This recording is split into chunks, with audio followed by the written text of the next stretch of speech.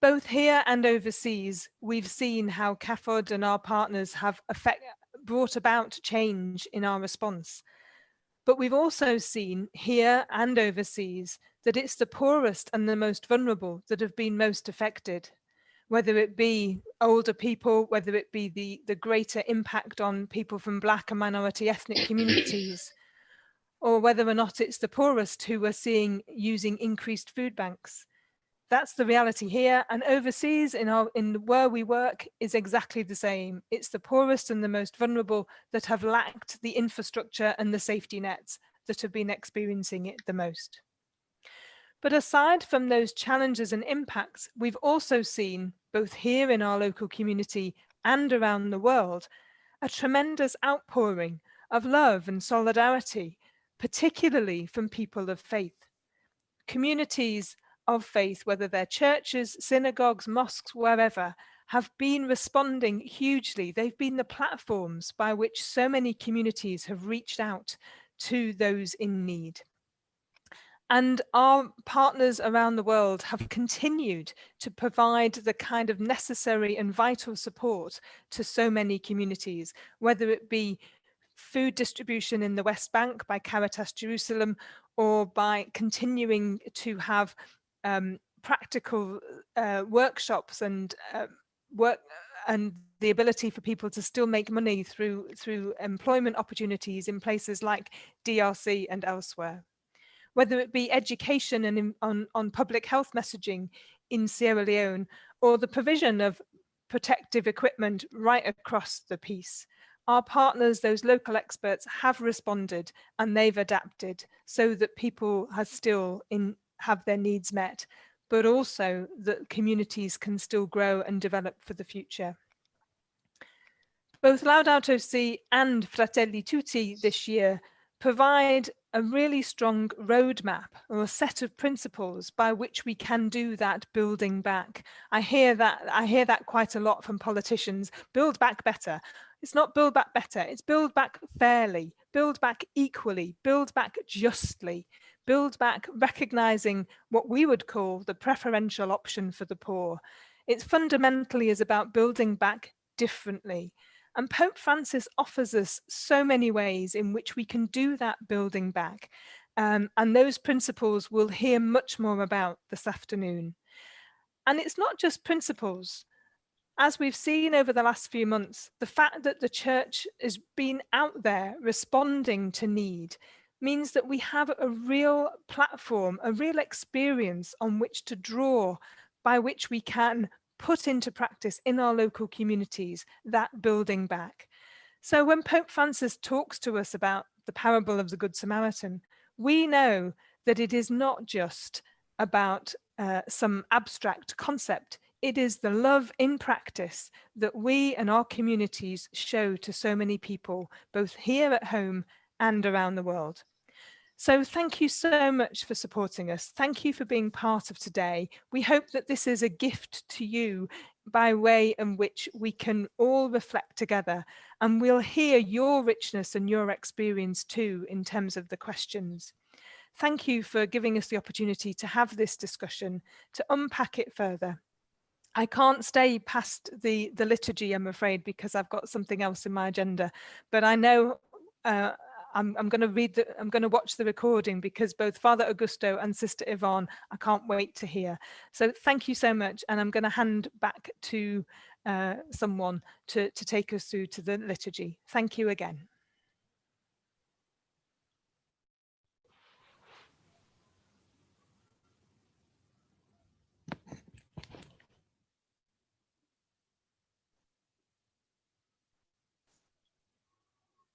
Hello, and thank you, Christine. Welcome to our opening liturgy. As Karina introduced us already, this will be carried out by myself, Bernadette, and Francis, who are joining you today from the beautiful bay, site of Morecambe Bay. It's not only one of the most beautiful and unspoilt bays in the UK, but it's famous for the many species of birds and wildlife living along the coast. And I think one of the sisters of Borbank, Sister Eileen, she's the third point in the triangle across Morecambe Bay, so she's joining us here together. Towards the end of our liturgy, we're going to ask you to break into small groups, to share your thoughts and reflections on what you've seen and what you've heard. The groups are going to be organised for us, so we won't have to do anything other than to just automatically go into those groups and then share our thoughts and reflections. So I'm going to hand over to my colleague Francis now to start us off. Thank you very much, Bernadette. And it's absolutely wonderful to be here and to see a few familiar faces and names. We'll begin with, if we can go a slide back, we'll begin with a prayer. As you know, we're not quite at Advent yet. We're preparing for the preparing, I guess. But as we work through these ever darker days and begin to anticipate the Lord coming among us, I invite you to join with me in saying this prayer, which was written by one of our long-standing prayer writing and campaigns volunteers. It's called Light Up Our Lives. And so please remain muted, but join in with me as we say, in the name of the Father, and of the Son, and of the Holy Spirit. Christ, come into our world of darkness. Light up our lives with your coming. Fulfill all our longings with the joy of your birth. Strengthen our resolve to work for change in our world and to share the hope of your birth that each Advent brings. Amen.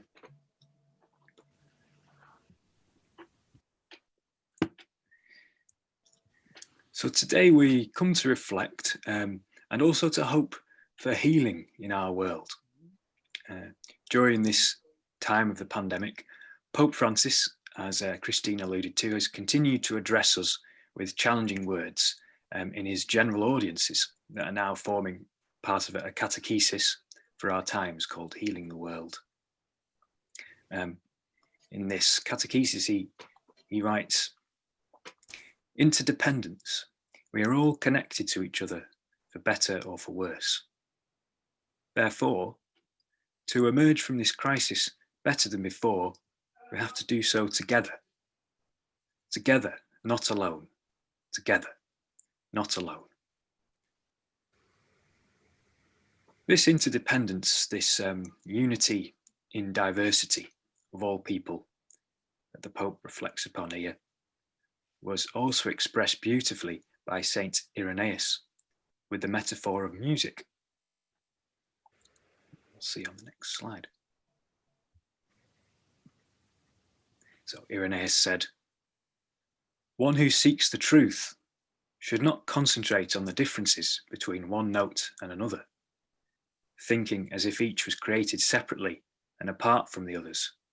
Instead, he should realize that one and the same person composed the entire melody." I think this is a very beautiful passage, and in the spirit of this metaphor of music, we wanted to share with you a hymn that has become special to many of us in the CAFOD family during this period of dark clouds and uncertainty. So in a moment, we're going to play this hymn, and we invite you to tune into the melody. Perhaps as we listen, we can consider all peoples and creatures as these different notes in the one melody of creation. We are creatures of music, but we're also creatures of words. And through words, we communicate our different stories, our different hopes and joys, griefs and anxieties. So as you listen, can you find a word or phrase from the hymn that touches you, or that speaks to the experience of you or your community over the past few months? There's also a video with this hymn, which we've been having a bit of trouble with, but if that doesn't work as well as it should, then please focus on the melody and the words, and feel free to sing along as well if it's familiar to you, as you'll be muted, so we won't get a cacophony, but now we'll play the hymn.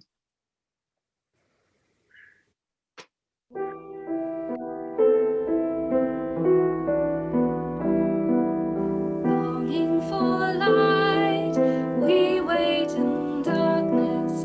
Longing for truth, we turn to you. Make us your own, your holy people, light for the world to see.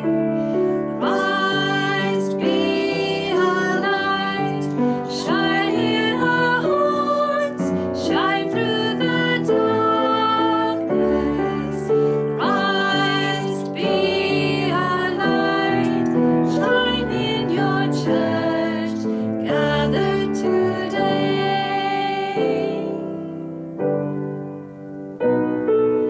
Longing for peace, our world is troubled. Longing for hope, many despair. Your word alone has power to save us. Make us your living voice.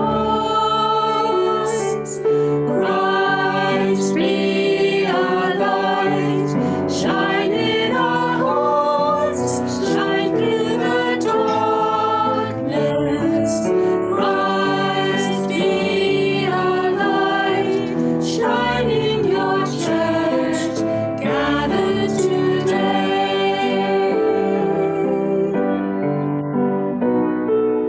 Longing for food, many are hungry.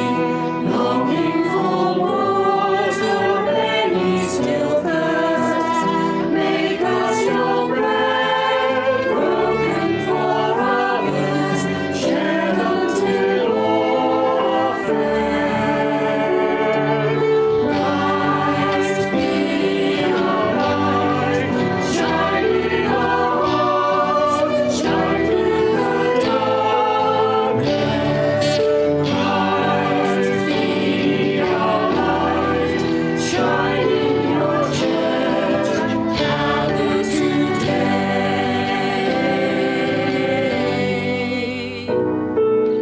Longing for shelter, many are homeless.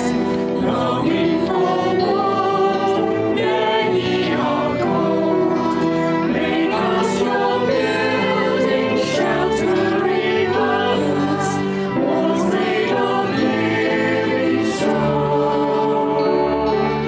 Christ be our light, shine in our hearts, shine in the darkness. Christ be our light, shine in the church, gathered today. Many the gifts, many the people, many the hearts that yearn to belong. Let us be souls to one another, making your kingdom come. Christ be our light, shine in our hearts, shine through the darkness. Christ be our light, shine in your church, gathered today.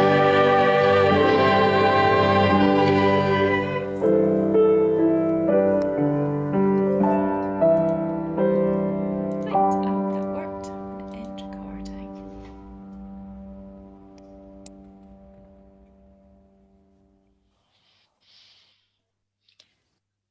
This favourite hymn of ours shows clearly the state of today's world and its disconnect from the kingdom of God we all aspire to. I'd like to ask you to just take a minute to pause and reflect on the word or phrase you chose from the hymn. And if you'd like to place it in the chat box for us all to see and to share, we'll offer this as our prayer.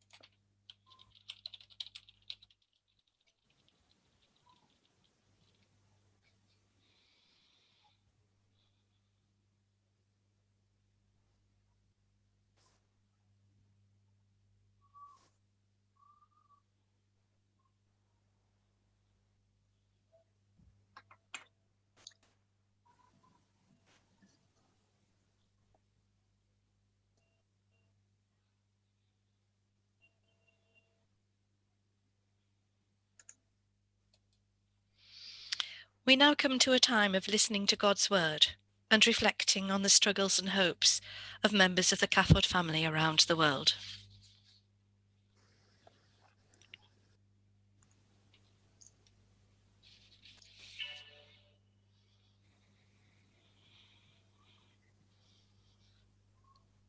At the time when the Lord God made earth and heaven, there was as yet no wild bush on the earth, nor had any wild plant yet sprung up, for the Lord God had not sent rain on the earth, nor was there anyone to till the soil. Instead, water flowed out of the ground and watered all the surface of the soil.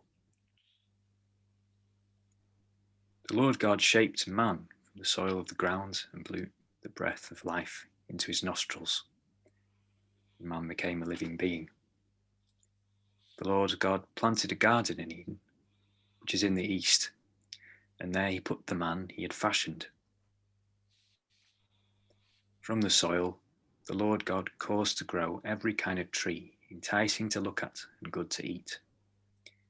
The tree of life in the middle of the garden, and the tree of the knowledge of good and evil.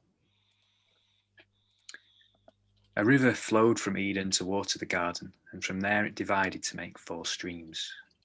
The first is named the Pishon, and this winds all through the land of Havilah, where there is gold. Gold of this country is pure, bdellium and cornelian stone are found there. The second river is named the Gihon, and this winds all through the land of Cush.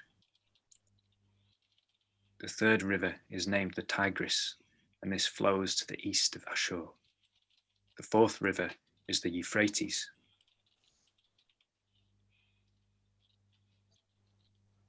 The Lord God took the man and settled him in the Garden of Eden to cultivate and take care of it. The Lord gave the man this command: "You are free to eat of all of the trees in the garden, but of the tree of the knowledge of good and evil you are not to eat. For the day you eat of that, you are doomed to die." This time last year, hunger on a massive scale loomed across Zimbabwe and Zambia. Families faced months of insufficient food to eat because of the crippling drought across the region.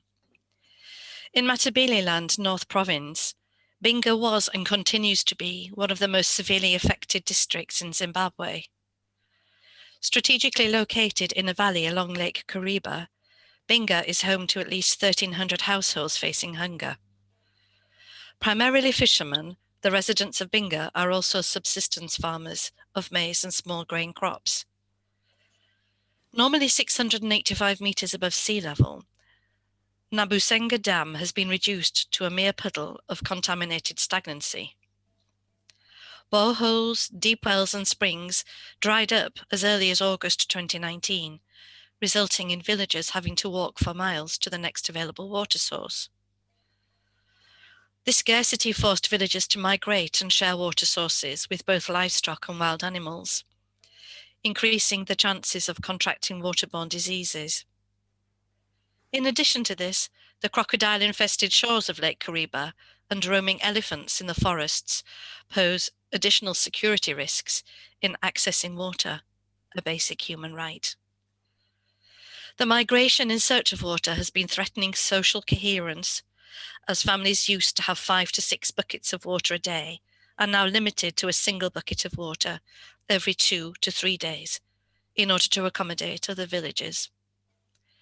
Livestock is hardest hit as access to water is limited, and the water collected by villagers from the water sources is only enough for cooking. As in other wards, Tshunga, one of Binga's hardest hit and hardest to reach wards, farmers have been losing cattle to hunger, and carcasses pave the way to the village.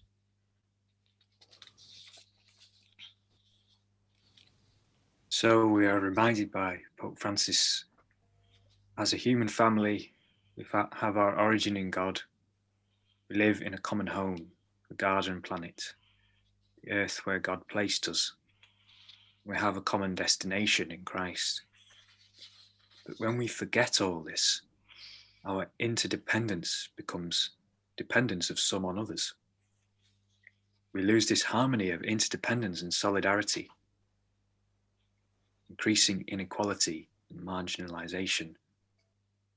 The social fabric is weakened and the environment deteriorates. Adan Moya is a rubbish worker in Cohiba, a town in Bolivia, on the border of Brazil. The rubbish dump outside the town is in the middle of the Amazon jungle, and hundreds of vultures hover above, and where the sound of insects is intense. The smell is overwhelming and the amount of rubbish unbelievable and piled high as far as the eye can see.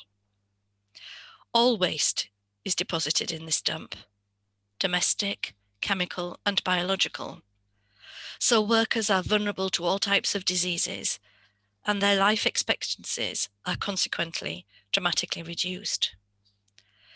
Adan's job requires him to work 7 days a week with no protective clothing, no labour rights, and the chance of being fired at will of the council.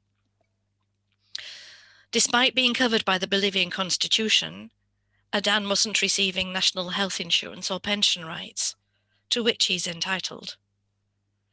With the support of CAFOD, Unitas, the partner Adan works with, has formed a union for refuse workers.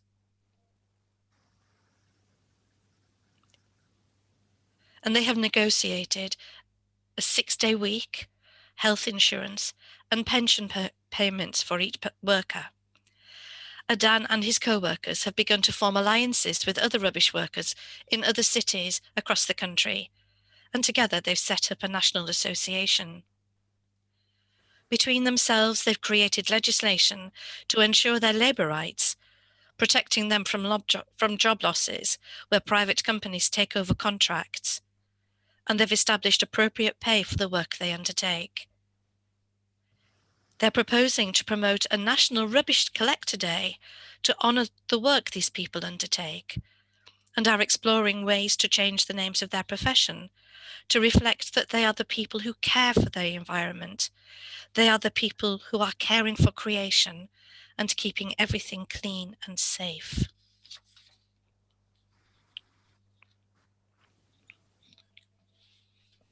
Ruth, the Moabitess, said to Naomi, "Let me go into the fields and glean ears of corn in the footsteps of some man who will look on me with favour." She replied, "Go, daughter." So she set out and went to glean in the fields behind the reapers. Chance led her to a plot of land belonging to Boaz of Elimelech's clan. Boaz, as it happened, had just come from Bethlehem. "The Lord be with you," he said to the reapers. "The Lord bless you," they replied. Boaz said to the servant of his who was in charge of the reapers, "To whom does this young woman belong?" And the servant in charge of the reapers replied, "The girl is the Moabitess, the one who came back with Naomi from the plains of Moab." She said, "Please let me glean and pick up what falls from the sheaves behind the reapers." Thus she came, and here she stayed, with hardly a rest from morning until now.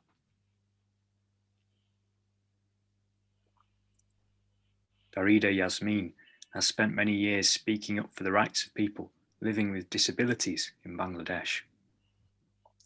She does not want simple handouts.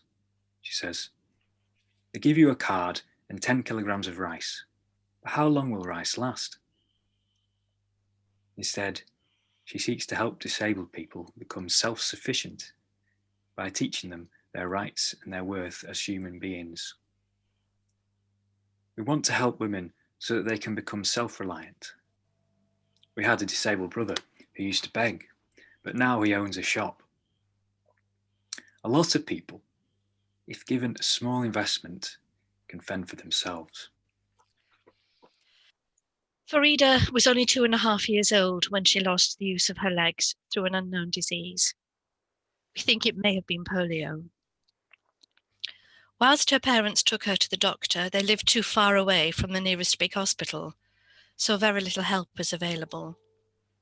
She's motivated by stories of neglect and mistreatment of disabled children, particularly at the hands of their own parents, and she works continually to educate communities about disabled rights. Recognizing how lucky she was to have the love and support of her family, Farida acknowledges the shame she felt as a child and the impact this had on her.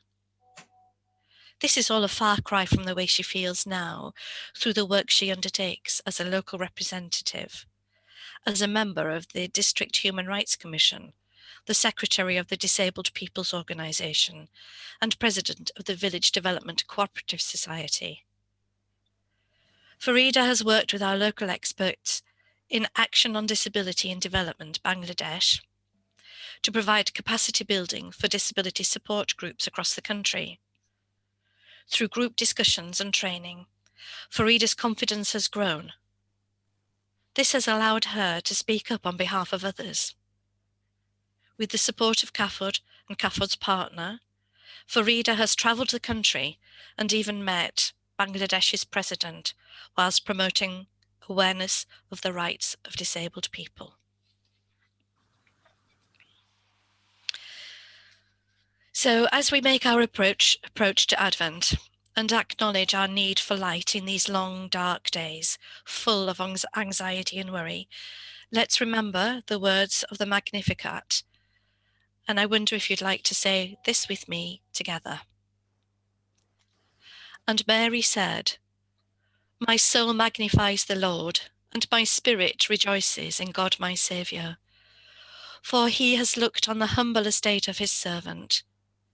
For behold, from now on all generations will call me blessed. For he who is mighty has done great things for me, and holy is his name. And his mercy is for those who fear him from generation to generation. He has shown strength with his arm. He has scattered the proud in the thoughts of their hearts. He has brought down the mighty from their thrones and exalted those of humble estate. He has filled the hungry with good things, the rich he has sent empty away. He has helped his servant Israel in remembrance of his mercy." And I'm sorry, I can't see the last line of the slide. As he spoke. As he spoke to his fathers, As he spoke to his fathers. to Abraham and to his offspring forever.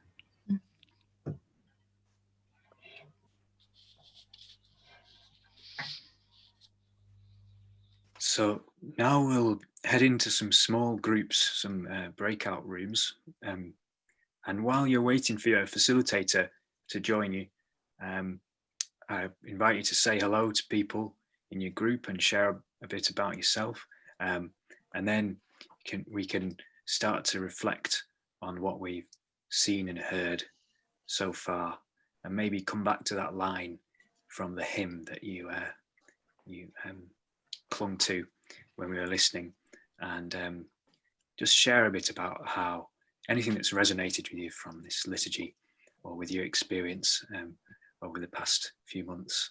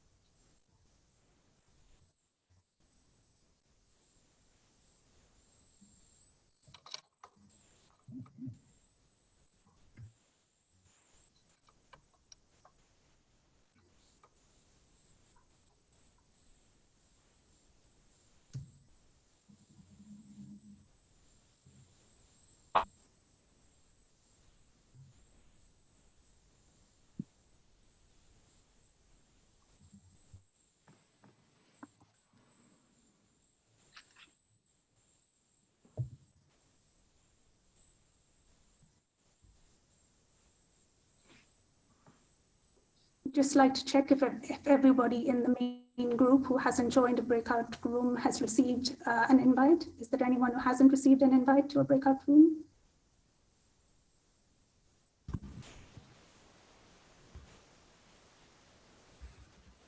All facilitators, have you received an invite? Yep. Yes. Okay. Yes. Anyone who has accepted, who has received an invite can accept the invite now and join the session that they meant to. Including the facilitators? Yes, please. Facilitators, I haven't received the invite yet. Okay, let me send you one. Haven't received an invite. Okay, Sister Margaret, I'll send you one.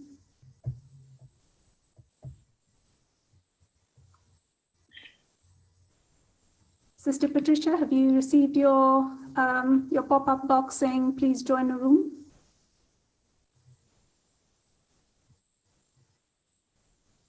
Martin, have you seen something pop up to say join a breakout group? I put a Father thing in Martin? chat for you, Karina. I clicked on later thinking that was what we had to do. No problem, I will reassign you.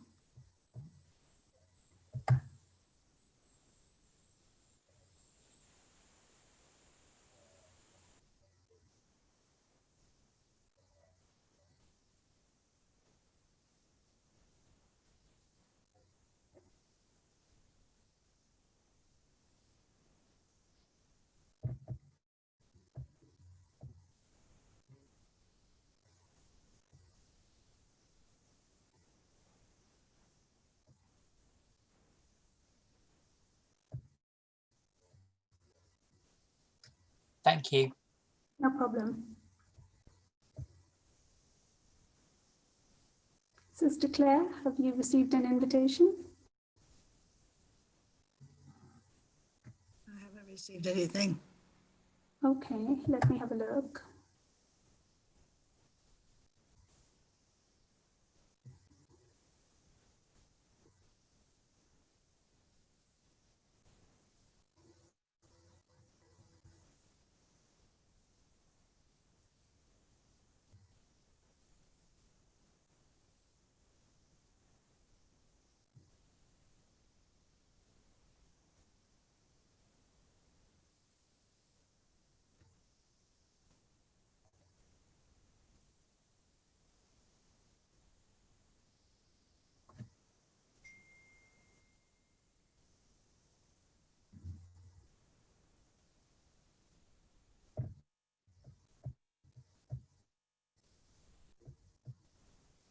Have you received anything?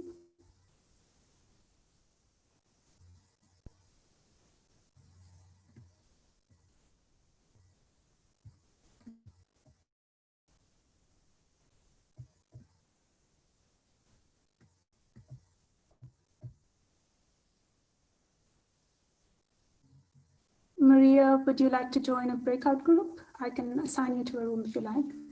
Sure, Karina, that'd be great. Thank you. Okay, no problem.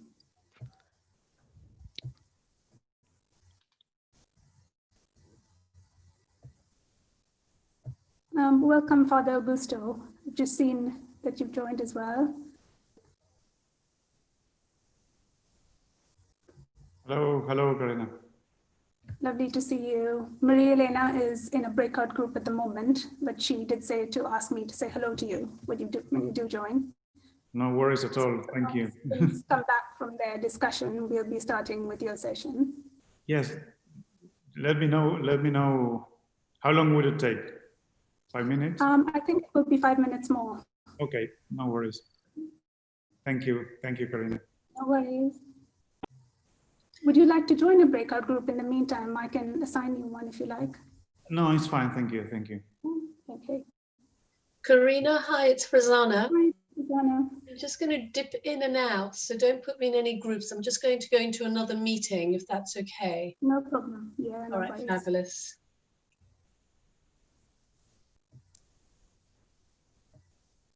If there's anybody else still here that would like to be put into a breakout group, please unmute your mic and let me know and I'll add you in.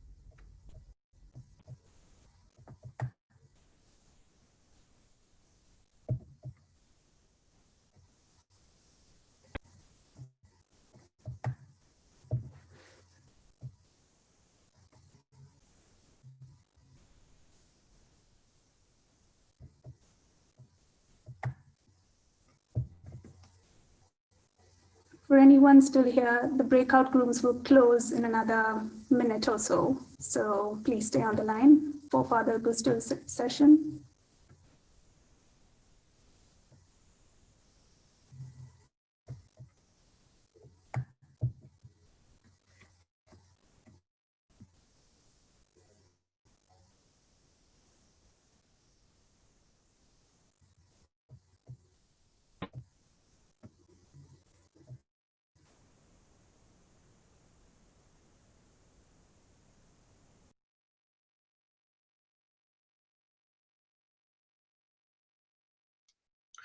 We had a few communication problems with the two people we couldn't connect with. So I don't know if anybody else had the same problem. Apart from that, we met one lovely lady called Patricia and had a good chinwag with her.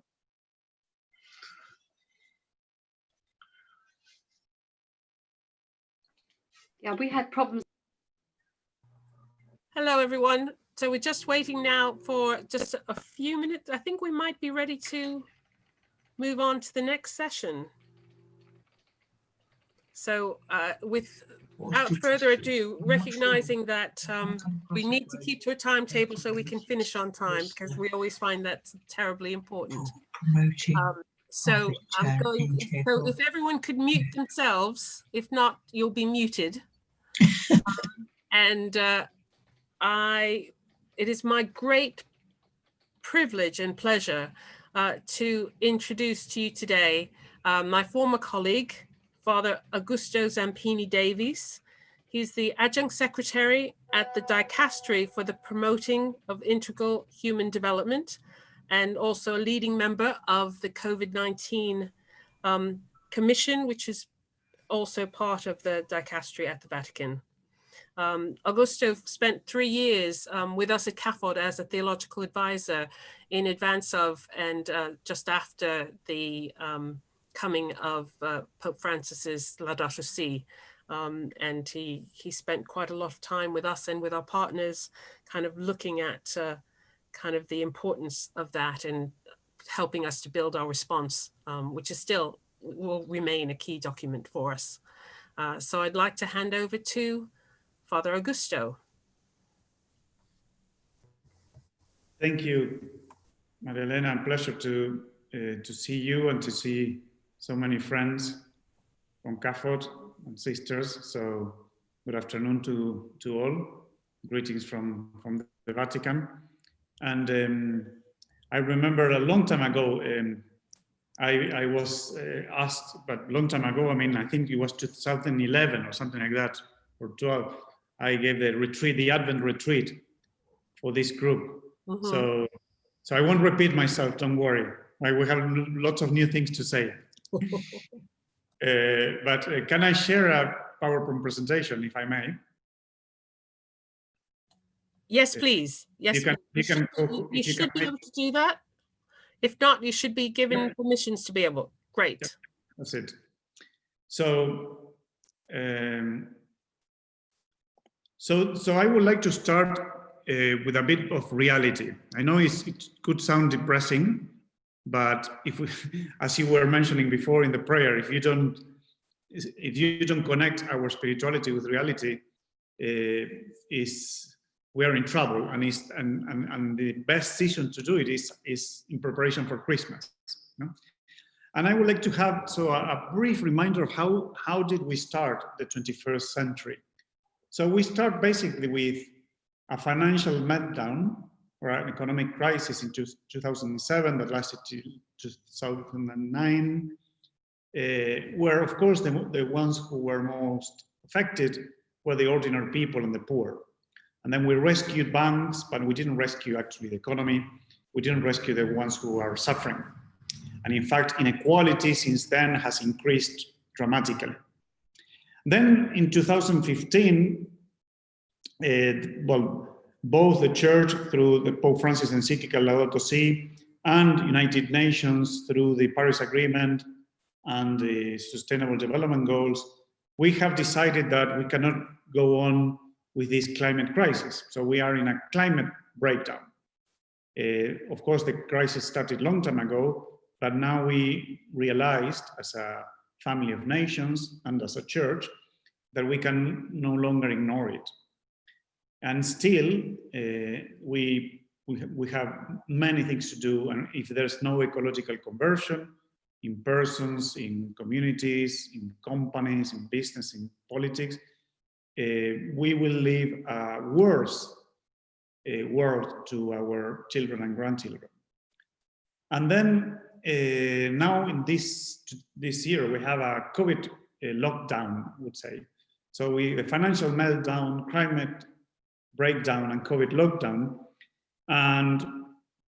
And this, what's happening is terrible in the world, because it's not just the COVID as such, the virus as such, but all the social crisis that the virus brings along. The entire countries really in trouble, as almost entirely Latin America, where I'm coming from. Even in the UK, you're really struggling with this. And there's a lot of uncertainty. Domestic violence has rocketed. Millions of people are infected. More than 1 million people died. Millions of children cannot go to school. All these people who are starting the university now, they don't know what to do. Companies going bankrupt, etc., etc. So, and this is happening all around the world. And you can see the interconnection, no? A global financial problem that affected us all, a climate breakdown that affects us all, and a virus that is affecting us all. And still, we cannot get together to find a common solution. This is the main challenge of this century. And this is what this is the way the Pope started his latest encyclical, Fratelli Tutti. But Advent is a season of hope.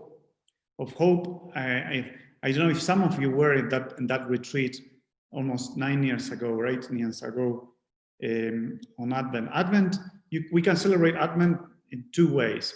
One is like the birthday of Jesus, no? So and another is a new Advent. Jesus is coming to renew all things. He will be born again amongst us, especially among the poor, those suffering. And this is the hope. It's not just a reminder of what happened in the past, but an actualization of Jesus's presence in the now, and that brings hope in the future. So this is this season to restore hope and bring about renewal, as Pope Francis says in Fratelli Tutti. But I would like to highlight, so this is not just about Pope Francis and one document. The entire magisterium of Pope Francis is inspired by Saint Francis of Assisi. Remember, he said when he was elected Pope that he's the first Pope in being named Francis because of Pope Francis. Look at what is the spirit behind Francis of Assisi.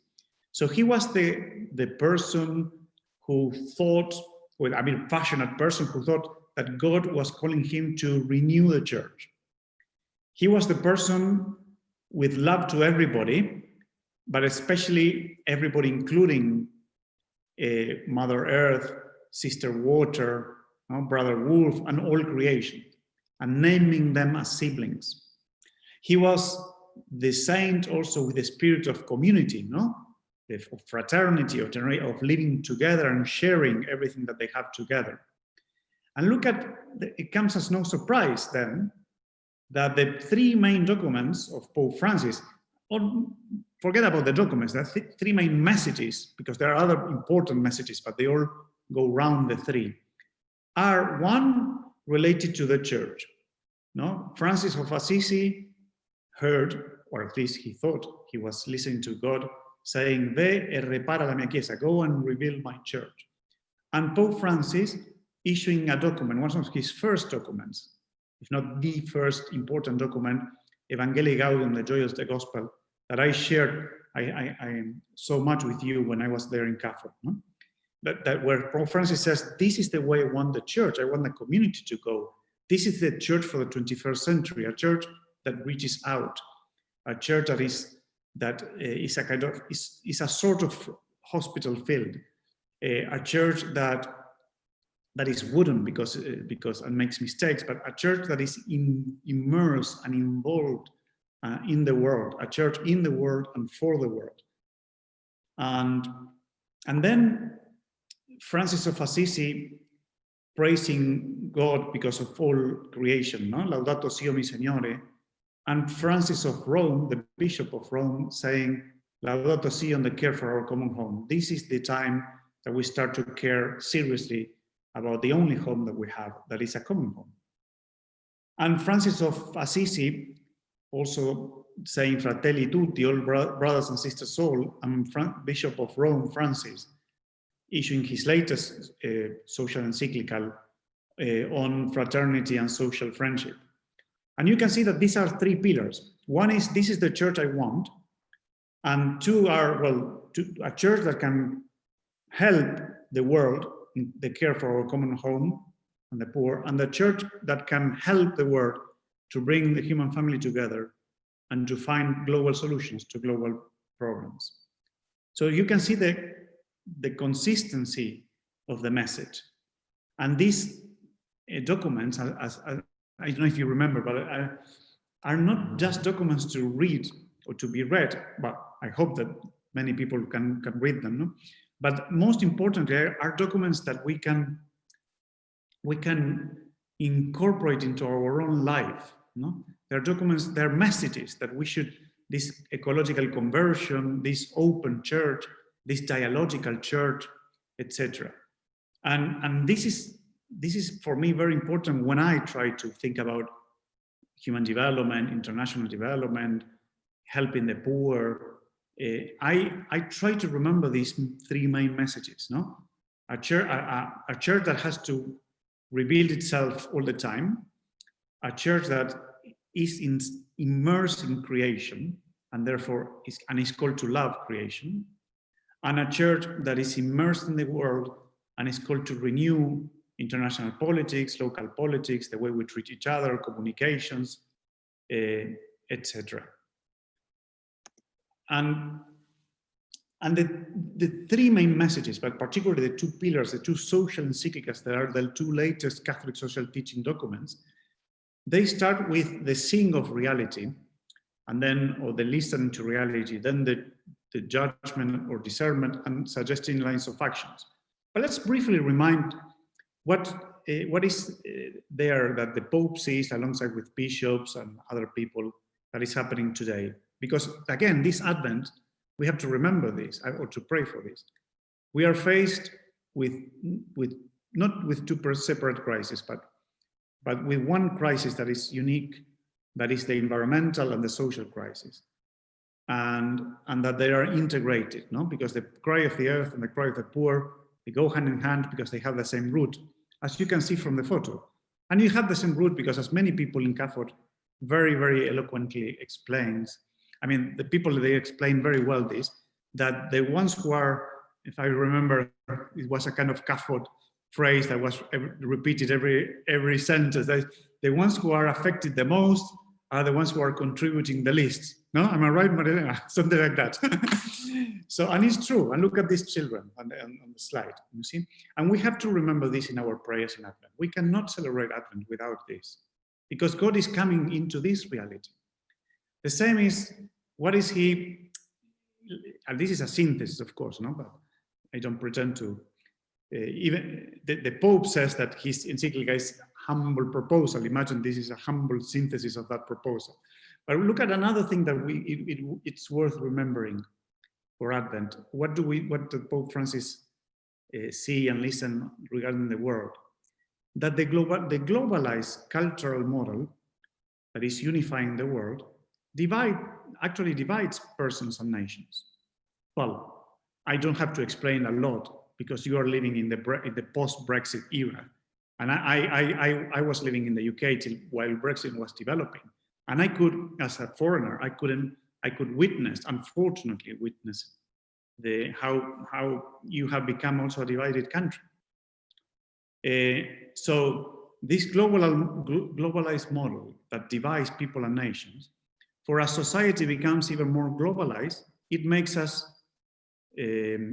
neighbors, but does not make us brothers or sisters. It's not one, yeah, we are closer, but not as brothers and sisters. We are more alone than ever in an increasingly massified world that promotes individual interests and weakens the communitarian dimension of life. So we are closer, closer, closer, but with a strongest individual approach, and this is the recipe for disaster. And you can see that in the social media.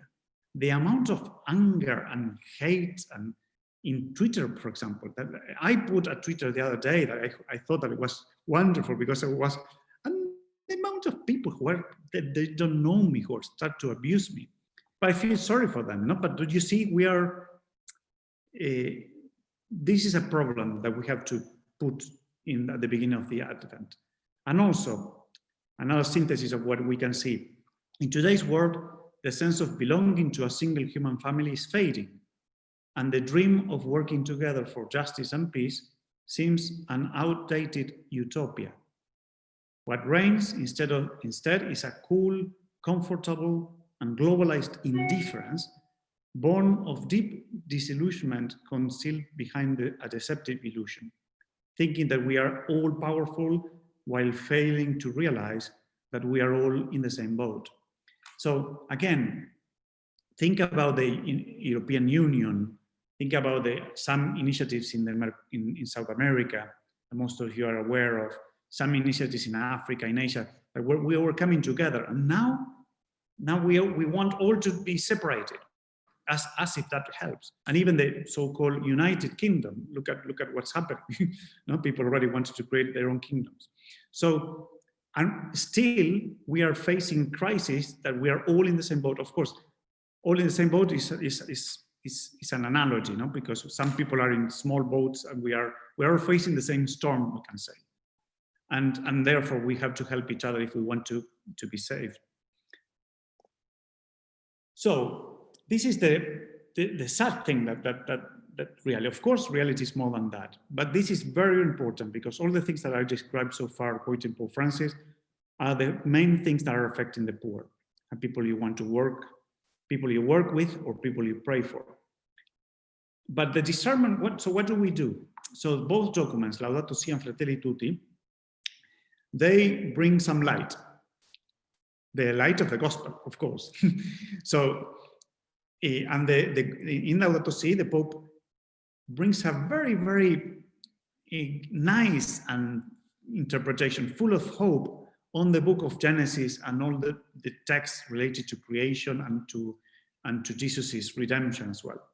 No, God saw that it was good and it was very good, and He entrusted to us the world, not to do whatever we want. And I don't know if you remember, because I used to say this quite emphatically in CAFOD, this phrase that Pope Francis in Laudato Si uses. He says, to think that God has entrusted us the world to dominate it, which means to do whatever we want to the world because we are superior species, is a bad interpretation of scriptures.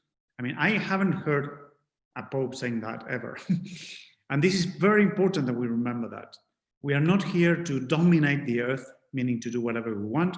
We are here to dominate the earth as God dominates it, which means with love, service, care, to till and keep. Yes, we have to work it, but we have to preserve it. We have to keep it. This tension that we in development. No? But also in the Fratelli Tutti, there's an entire chapter, an extraordinary chapter on the parable of the Good Samaritan. Again, this is a text, very few didn't believe me, but in 2014, I remember there is a video, so I put the link in that. The people from COMS made a video where I put this text together. This was before Fratelli Tutti, before Laudato Si, that I explained the text of the parable of the Good Samaritan and linked them with the text of creation. And Pope Francis is doing something similar instead of even better. He's explaining the parable of the Good Samaritan in social terms, not impersonal terms. And this is so important for CAFOD, in my opinion, and for all development and charity agencies. So love, he develops this idea that he mentioned in Laudato Si, that love is social, and because we are social beings, and love is political because we are political beings, and political love is one of the highest expression of love because it affects more people than the ones just in my family, that interpersonal love. That's important, but also the other dimension too. And in the Good Samaritan as well. So all I thoroughly recommend the reading of this chapter, because it's the social dimension that what matters. Because I remember lots of people, lots of theologians, of priests, of nuns, or explaining the parable of Samaritan in a completely individualistic way. So saying that I have to help the other, but that's not the parable of the Good Samaritan. The parable of the Good Samaritan is challenging that was our conception of charity. So we are already neighbors. We are already brothers and sisters of the other, or the enemy, or the foreigner. And therefore the question is, who has behaved, who is behaving now in this Advent as brother or sister, but not individually, but as a family, because we are a family of nations. We are interconnected people. So the text of creation helps us to understand that everything is interconnected. The parable of the Good Samaritan helps us to understand that we are all interconnected. And charity cannot be just for the ones who are surrounding me. Love cannot be just for the ones who are surrounding me. God is not coming this Advent for the ones who are surrounding me only. It's coming for everyone. And this is the challenge. How are we going to live with this interconnection with creation and with all our brothers and sisters? But then the discerning is not just to bring the light of the gospel. The discerning is also what I really like about Francis, is he's bringing something, something even more down to earth. I mean, the light of the gospel, but down to earth. And this is, in Laudato Si, is integral ecology, that is inseparable from the notion of the common good. A central and unifying principle of social ethics. I would like to emphasize this. So the notion of the common good or integral ecology is central and unifying principle, is a central unifying principle for social ethics. It's not just one thing that if we have time we can discern or live. This is central. And then integral ecology includes taking time to recover a serene harmony with creation, which must be reflected in our lifestyle, in our ideas.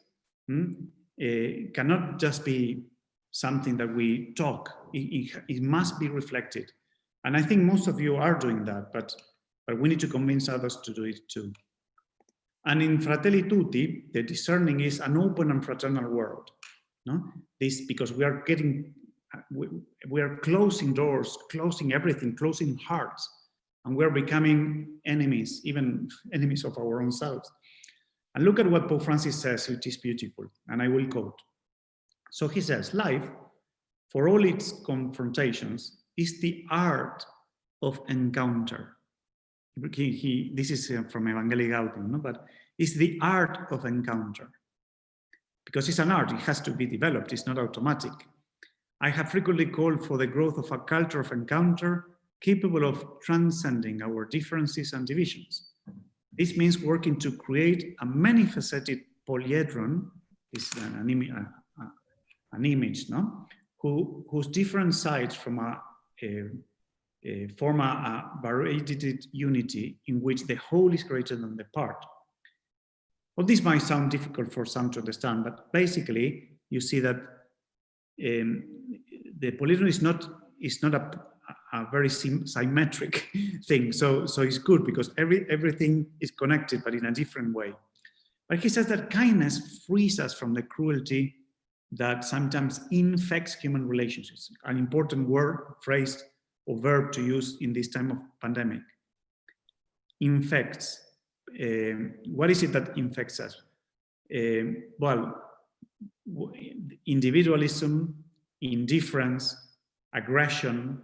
So kindness can help us to heal all that and develop the art of encounter, which is a long-term vision of the world.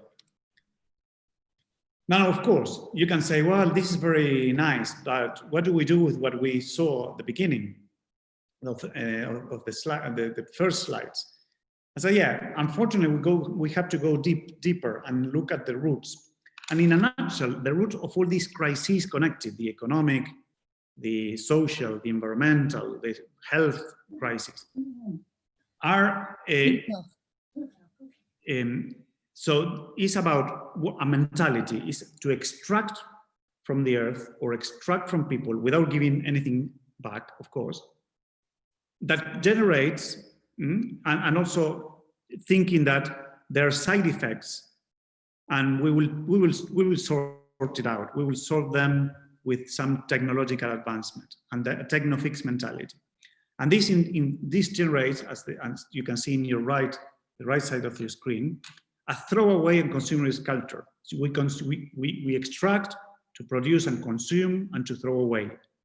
And in the middle of this, in the middle of this extractive technocratic mentality that is global, that is generating a throwaway and consumerist global culture, we are globally indifferent to the suffering of the poor.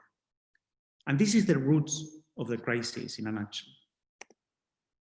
And these roots and these crises are transmitted into the economic and political life.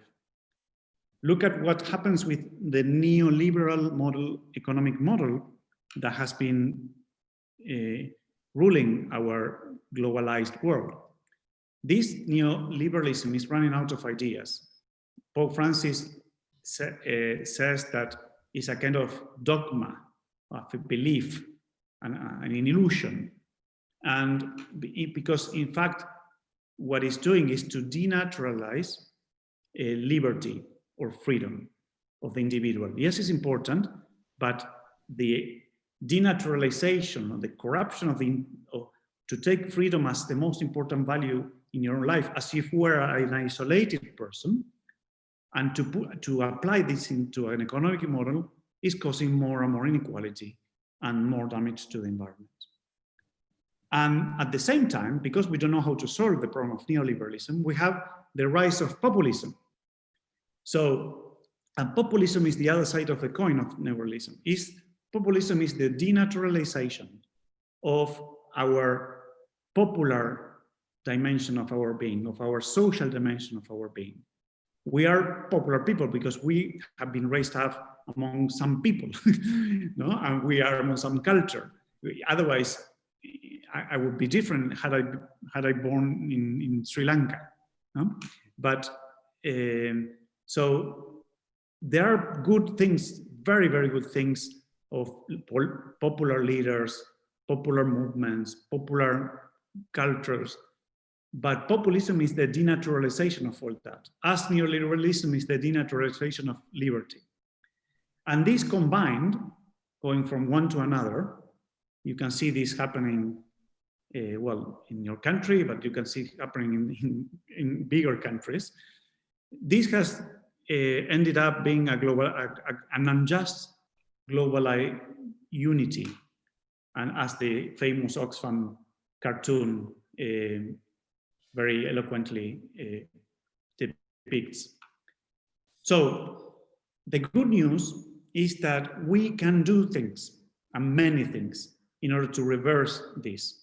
And especially this with the light of Advent that is increasing. And Laudato Si and Fratelli Tutti both propose some lines of actions, but we are in charge of doing that. It's not the Pope. So the lines of actions are the following. Laudato Si, a new socioeconomic model, a new educational model based on spirituality, basic, in a nutshell, a prophetic development model. And Fratelli Tutti, universal love in politics, in cultures, and in religions. In a nutshell, a prophetic political model. So the good news of COVID, if there is good news because it's a disaster, but the crisis, or every crisis has an opportunity. And the good news is opportunities are massive. because we have opportunity to rebuild once and for all the relationships that we have, because we are all related. Remember how we started. We are all connected, Laudato Si, with everything and among ourselves, Fratelli Tutti. The only thing that we have to do is, like the parable of the Good Samaritan says, to behave as brothers and sisters connected. So we have the opportunity to rebuild our relationships. And I invite you to resist, please resist to the restart. We don't want to restart anything because the restart means to restart something that was unfair, unjust, unsustainable. No, let's start something new, not restart what it was old. Rebuild something new or regenerate something new that has a new universal solidarity, starting with the last, under the voices of the last, restoring harmony with the environment, with the spiritual conversion as a guiding path, because we need the driver of the heart, and seeking for well-being, but a comprehensive well-being, not just of my body, is the healthy people, entire person and peoples, institutions on the planet. This is a good opportunity that we have. Now, the good news that you have also as CAFOD, as sisters and religious community, because in order to move the world from a depreciation culture, extractive, and you mentioned, to an appreciation culture that we have, and because we have a good basis that more than 190 countries have agreed, that is to end poverty and respect every person and all people, looking for a different type of prosperity in partnership, taking care of the planet, and this will bring peace. So because we have this model, we can create some value creation mentality to change the economic model. And we have to do it all. This is not just for the Ministry of Economics. And especially religions. In the middle of the screen, you have the new universal solidarity, the change of mentality, the change of culture. If we don't push for it, who is going to do it? Who? If Advent doesn't bring this light into our hearts and in the hearts of our communities to bring this mentality that is basically of the Holy Spirit that unites and doesn't divide, who is going to do it? And we are called to do it together with other religions as well. And this is Fratelli Tutti. And we cannot wait till we agree in all our dogmas and faith. And we need to start working together. I know that we are doing that already, but there's always room for improvement. And this is the way to create a culture of care and service and a new world, no? An open world. In a way, this is my last slide. Apologies. So Advent, I have to say I'm a bit biased because I love Advent because we have 1 month to prepare for Christmas. And now with COVID, that we cannot run to buy presents and crazy about all the Christmas parties. No, you're not sharing this live. Maria Elena, is this live or no? So is it live? Well, because I remember I learned, I would say it, people of CAFOD will know that.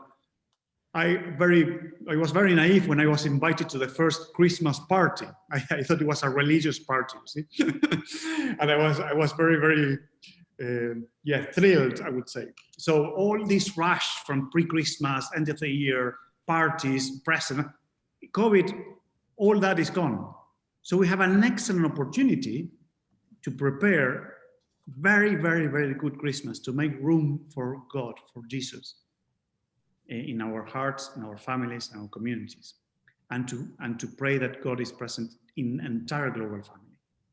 Because let's remind ourselves that the incarnation of Christ, with the incarnation of Christ, everything that is human becomes inextricably related with God. Everything, all the goodies, all the bad things, the good things, everything. And everything that is divine can no longer be separated from humanity. And this is fascinating. I don't know if you find that fascinating, but I found this mind-blowing. This intimate connection opens a whole new spectrum of hope. And I will finish with quoting Pope Francis, because in Fratelli Tutti, he has 2 paragraphs explicitly on hope. I will read the second one, the 55, number 55. I invite everyone, says the Pope, to renewed hope, or for hope speaks to us of something deeply rooted in every human heart, independently of our circumstances and historical conditioning. Hope speaks to us of a thirst, an aspiration, a longing for life of fulfillment, not any kind of life of fulfillment, a desire to achieve great things. And this is, I promise this is Pope Francis, because he always repeats it in the private meetings. He says, aspire to great things, don't bring me small things, aspire to great things. Things that fill our hearts and lift our spirit to lofty realities like truth, goodness, and beauty, justice, and love. Hope is bold. Hope is bold. It's not like, oh, let us have hope. Hope is bold. I can look beyond personal convenience, the petty securities and compensations which limit our horizon, and it can open us up to grand ideas. This again, the translation is not very good, but because it's written in Spanish, no? To great grand ideas that make life more beautiful and worthwhile. How wonderful would it be if we can celebrate Christmas like this, with this spirit, knowing that things are wrong, knowing that there are darkness, as the thing, well, as analogically, when Jesus was born, they had their own problems.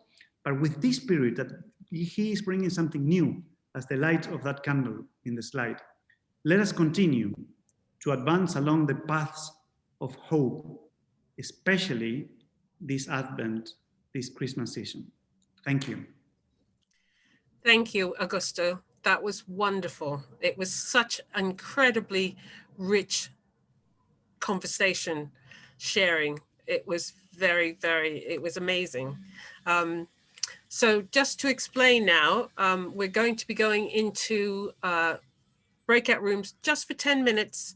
And we'd like you to consider kind of what's impacted you from what Augusto has just said, for you and your community, what's challenged you and your community, and how might you and your community be able to use his thoughts, the points that really struck you in your lives.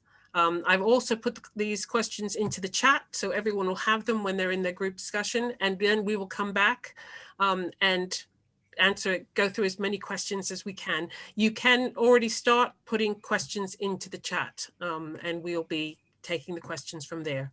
So now, without further ado, if we can go into our groups. Thank you again, Augusto. That was brilliant, really excellent. Join your groups now, please.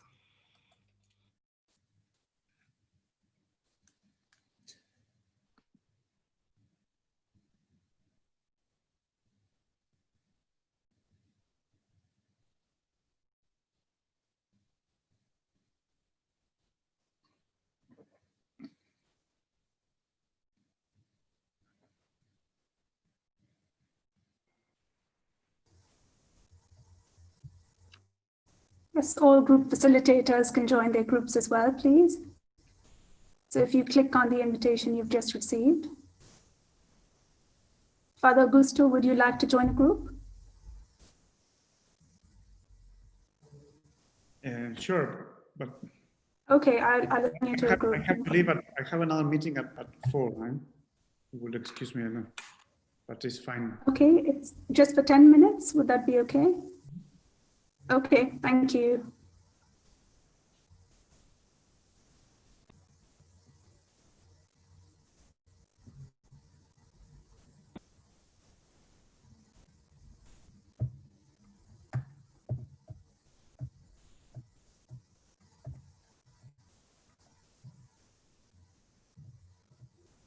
Would anyone else still here who's not received an invitation like to join a group?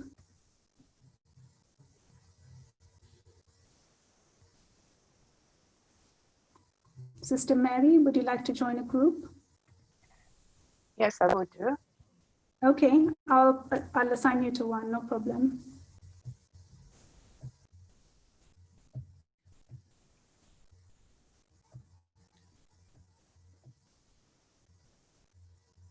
Have you received a little pop-up to say join group?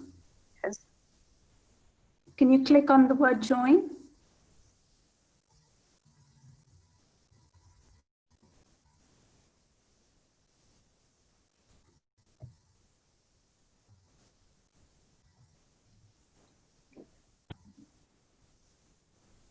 Hi, Sister Mary. Is it Sister Mary Alphonse? Yes, I'm sorry I came late. No problem at all. Would you like to join a group for group discussion? Were you able to listen to Father Augusto for a little while earlier? Or did you miss the... No, I missed it. I just joined. You missed it. Okay, no problem. So what we can do is you can wait here for another 5 minutes until everybody comes back. And when we start the next one, you can join that one. Thank you. Thank you very much. No problem. Hope you enjoy the rest of the event. Thank you.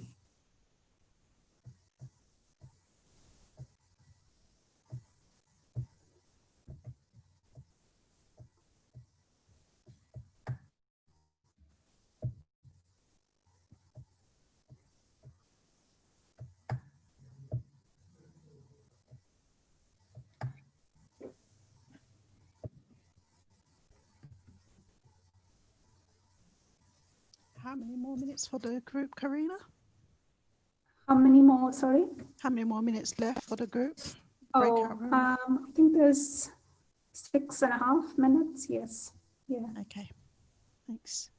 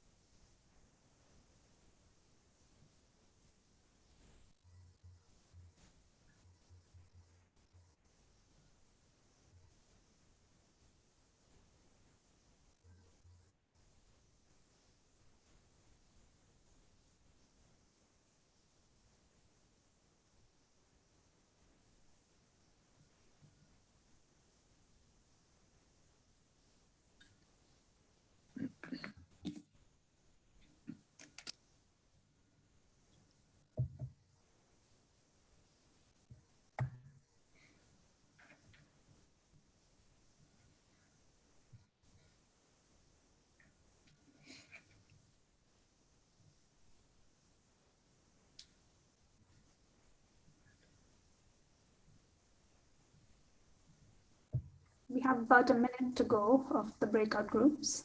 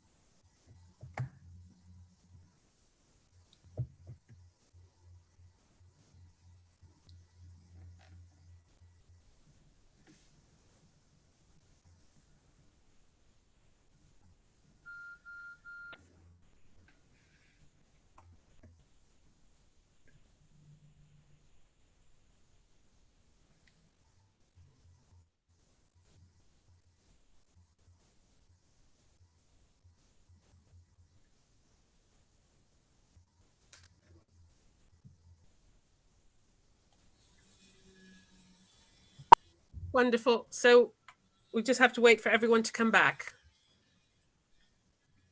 Yes, I can see people leaving the groups. Great. The groups have worked very well. And are they all about the same size, about 7?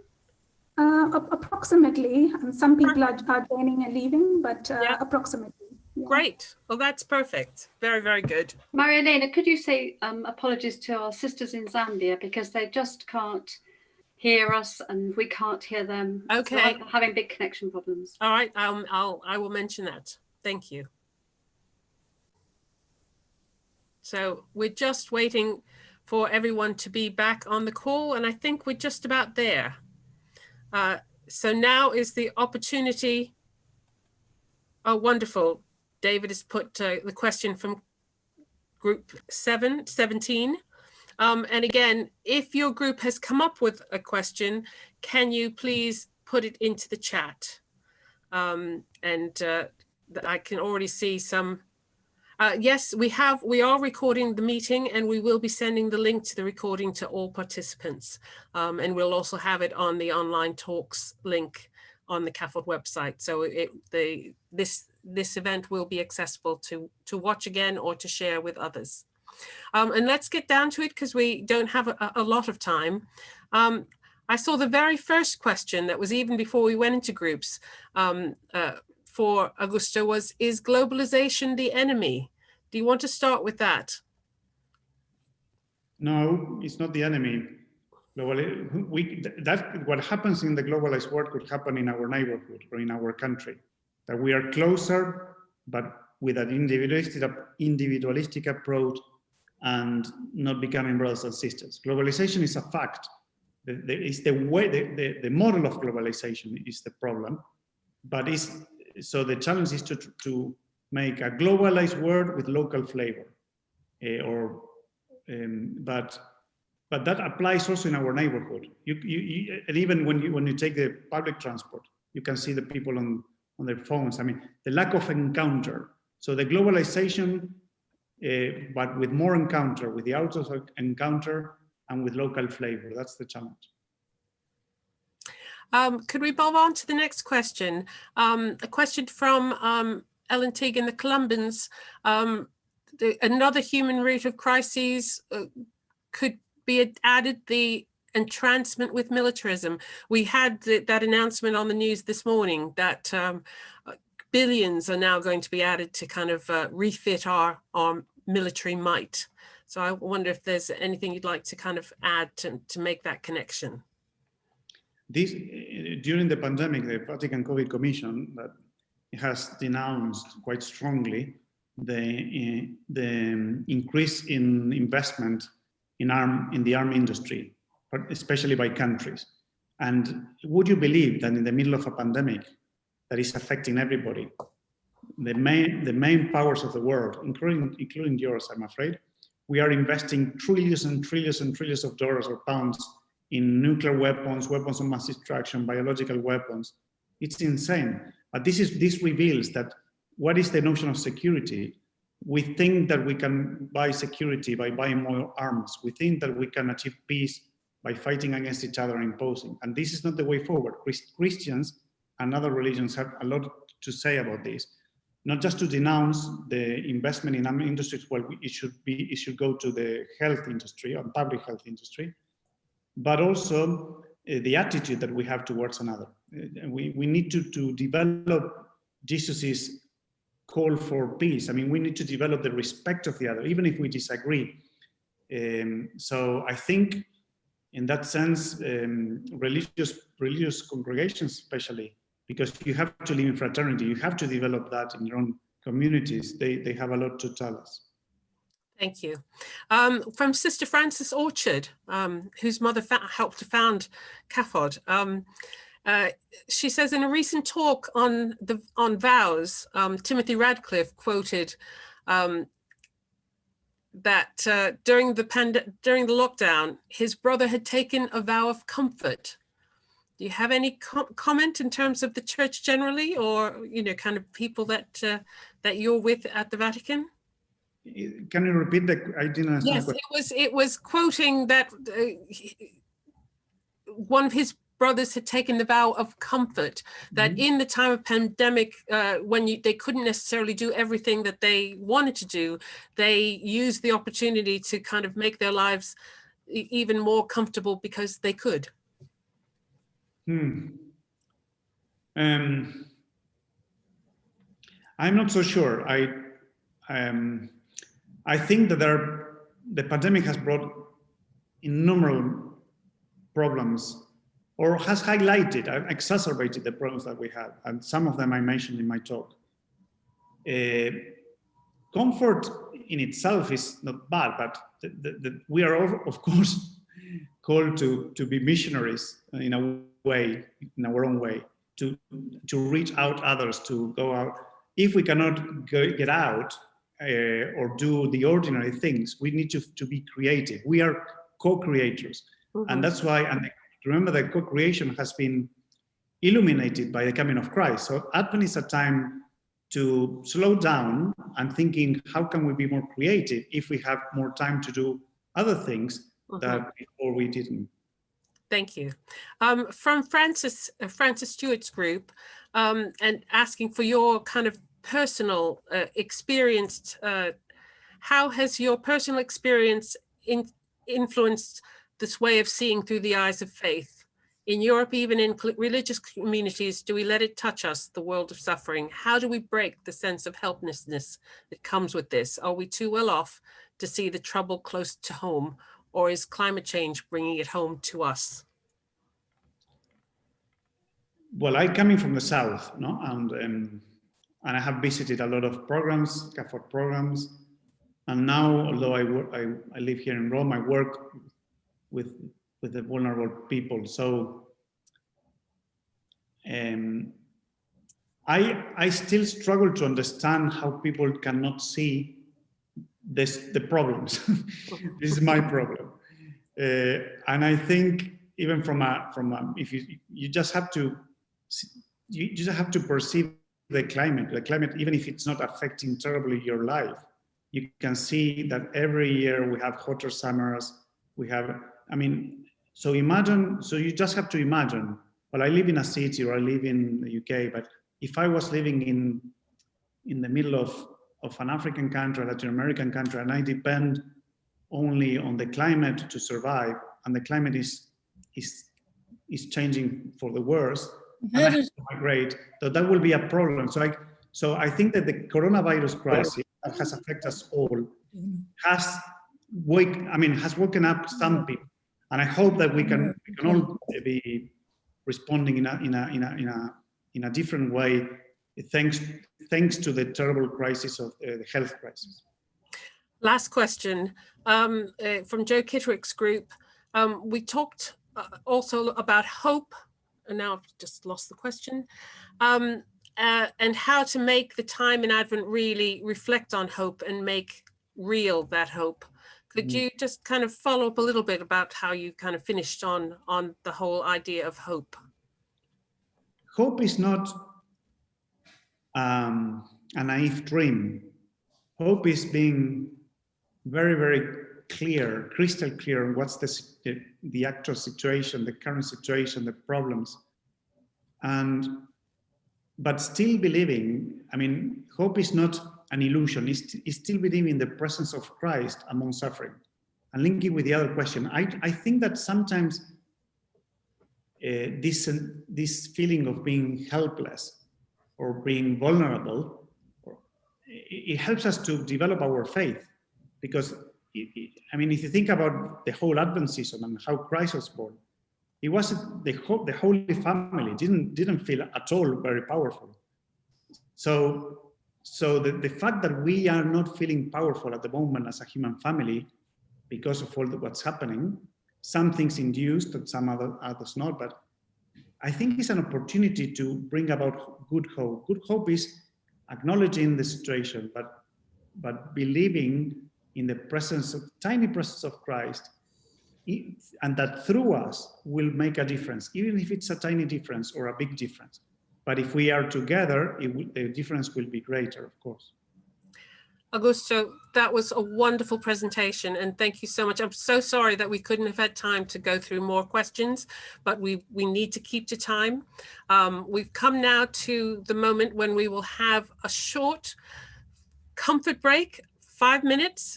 So we will start back here at 3:05 exactly with Sister Yvonne's talk. So please feel free, leave your computer on, but make that quick cup of tea to kind of keep you going.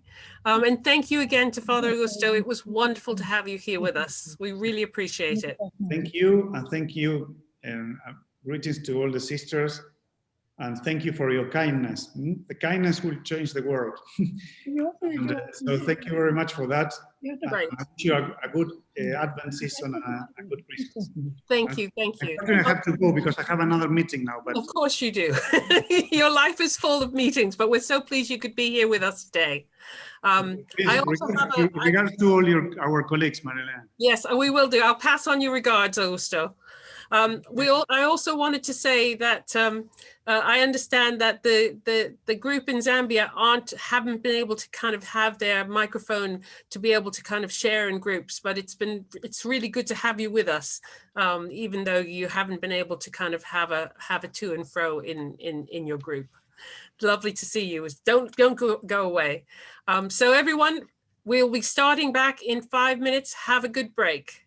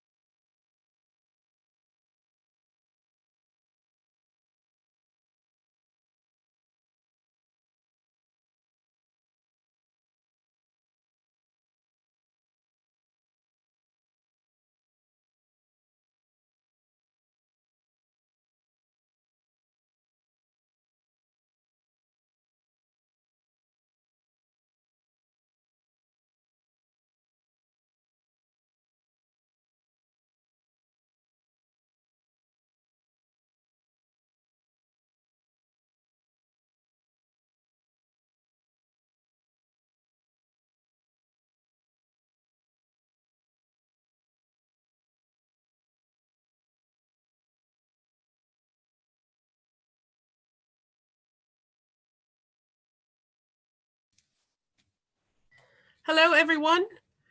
It's 3:05, and so we're starting again. It's my great pleasure to pass on to my colleague, Eleanor, and she will introduce Sister Yvonne. We're so lucky to have Yvonne with us again. She came to visit about 4 years ago, and it was wonderful. But I'll pass over now to Eleanor. Thank you very much, Maria Elena. So I'm really pleased to welcome Sister Yvonne from the Sisters of the Sacred Hearts of Jesus and Mary. So maybe better known to you as the Chigwell Sisters. I don't know if we've got any other Chigwell sisters here who give us a wave. So some of you, as Maria Elena said, may have met Sister Yvonne when she did a whistle-stop tour of England and Wales as part of CAFOD's Lent 2016 appeal. Sister Yvonne is one of CAFOD's partners, and she was going to give us an update on the current situation in Zambia and the work done there by her community. So without further ado, I'll pass over to Sister Yvonne. Thank you very much, Eleanor. And hi, everyone. Nice to see you all again in a different way. Last time we met in person for some, but now we are meeting in a different way because as we know of COVID-19. As Eleanor said, I'm Sister Yvonne Mwalula from the Sisters of the Sacred Hearts of Jesus and Mary, but I am working in Zambia. This is where I'm based, and I am Zambian. So yeah, I'll share a little bit on the rebuilding our common home in the light of coronavirus, in the light of the pandemic that we are facing. So I'll start by basing my reflection more on the climate change, and also on Pope Francis's reflection on the Laudato Si, and how that has impacted our works. So Pope Francis is inviting us to take a serious, to look at this climate change more seriously. I just want to quote what he's saying in that slide. Francis helps us to see that an integral ecology calls for openness to categories which transcends the language of mathematics and biology, and take us to a heart of what it is to be human. And indeed, this is our calling in all our works and in all that we do as Christians, as religious men and women. And I think the call for Pope Francis, and we hear this more and more, and also Father Augusto was talking about the climate change and how this has impacted us and the responsibility that we have to, to our Mother Earth, our common home. I think this has been a song, and I think it is important that we try to reflect and look at this reality. These changes are happening very much, in our daily living, that we even forget sometimes, because it becomes normal. I think, like I have there in the slide, our mighty Victoria Falls. This is one of the 7 wonders. And this is a picture which was taken in 2018. And just look how beautiful it is. And, this is beauty, this is life that God has given us to, to enjoy and to share. It is so beautiful. And we also hear not only Pope Francis, but also the President-elect of United States, Joe Biden, is also giving climate change #1 issue, because climate change forces to change the whole, face of the earth if we are not careful. And you'll be surprised, I showed you earlier on the mighty Victoria Falls in 2018, but look at this, this is 2019. And honestly, this really kind of awakens us to, the difference in a year. This is what we experienced here in Zambia in 2019. early 2019, the falls was dry. People before, tourists were coming to watch the Victoria Falls with plenty of water. Last year, people came to watch this, what we are seeing in the picture, just streams of water. So the climate change has not just impacted on other countries, the whole world, and Zambia is also experiencing the same challenges of the climate change, which poses a big challenge on, even on us, especially when we are working in projects and trying to uplift people's lives, reducing food insecurity, poverty, so it's quite difficult because you are trying to encourage people to farm, you're encouraging people to grow crops, but with the challenges of climate change, the challenges in changing weather, changing rain patterns, that is becoming very difficult. You wonder, how do we finish? How do we end poverty? And this is, again, last year, parts of Zambia, in the northern part of Zambia and eastern part of Zambia, this is what we experienced. People grew their maize, and this is the staple food, the only food that most Zambians have. And so this is what they experienced, floods. So, how, the question comes, how do you contribute? How do you end, poverty, even food insecurity in such situations? So again, Pope Francis is calling us, this is an urgent challenge to protect our common home, which includes consent to bring the whole human family together to seek a sustainable and integral development. For we know that things can change. And I like that because that's very positive. And I feel if we unite together, we can do something, and we can take action and try to make a difference. We can do these things in very little ways, because sometimes I suppose we are discouraged because we want to do bigger things to make a difference. But also what has contributed to this, what we are experiencing, it is our little ways that we have contributed to damaging the world, but also little ways can contribute. So as religious, as Christians, what are we doing? Our faith has been challenged.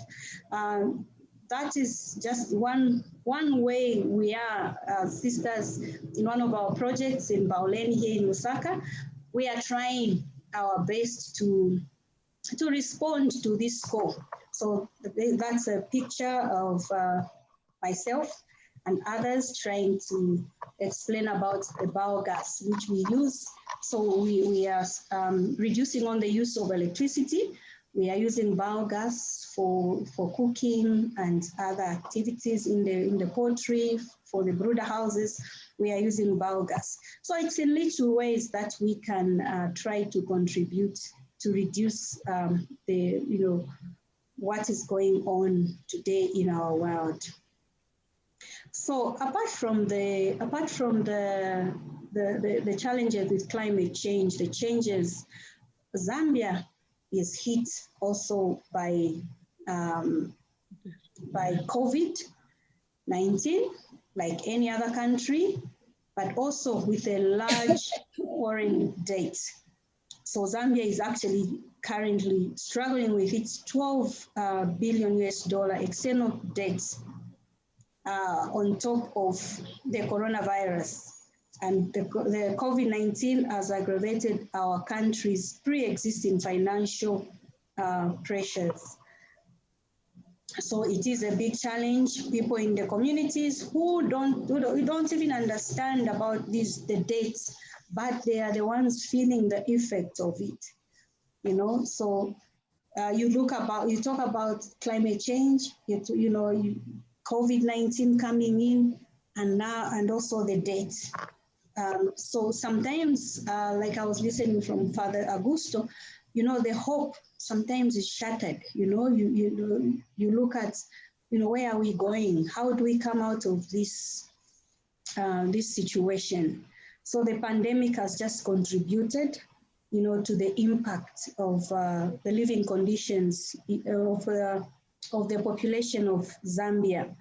The debt relief, I would say, is with private creditor participation is required now to ensure that the country can boost the COVID-19 response and support a sustainable recovery. You know, I think there is need to unite together and, you know, we go for, I think a few years ago, there was that cry for debt cancellation. And I think that is the only way to go, especially now during this time when we've been hit by these challenges. COVID-19 in Zambia, I think, like not like any other country, as I said, you know, it hasn't been spared.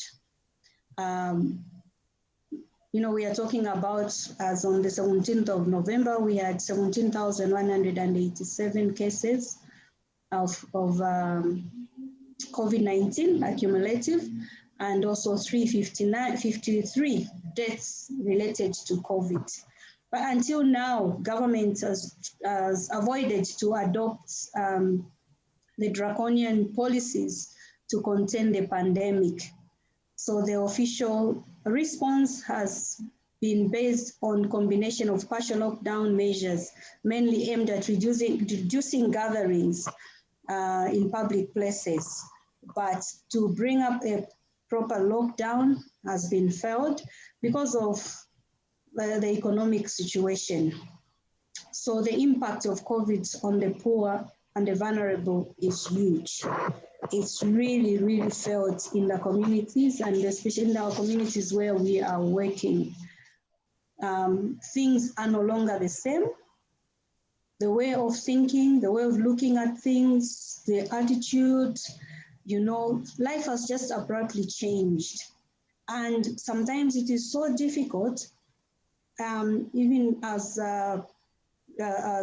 people working on the ground, trying to sensitize communities on the COVID or in the impact of COVID-19. It is just difficult. People don't understand it. And it's like totally a new culture coming in. So we are trying as a program, which we ran up in the north in Mbala Households in Distress program, to respond, you know, contributing to rebuilding our common home, especially during this time of the pandemic. So how are we doing that? We are trying to do that through sensitization programs. We are raising awareness in different communities. We work in the north and also in the south, in Lusaka. So we are doing similar activities. You know, we go out in the communities and sensitize people about the COVID-19, the dangers of it, and how they can protect themselves. And that's one of the district commissioner receiving COVID materials from our program on behalf of the people of Mbala. I just want to mention here also that we are so grateful to CAFOD. They were very flexible. When the COVID-19 came in, we were running other programs, but they were able to tell us, you know, okay, you can use part of the funding for, you know, other activities to go on to the prevention of COVID, and also buy materials which we were able to distribute to our communities in Mbala.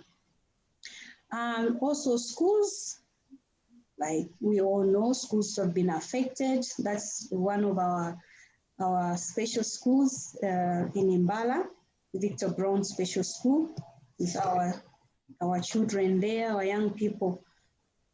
After sensitizations and, you know, helping them to understand washing of hands and the like.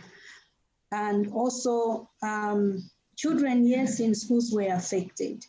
That is also another center of ours. It's a day orphan care center in Imbala, where we have our children there.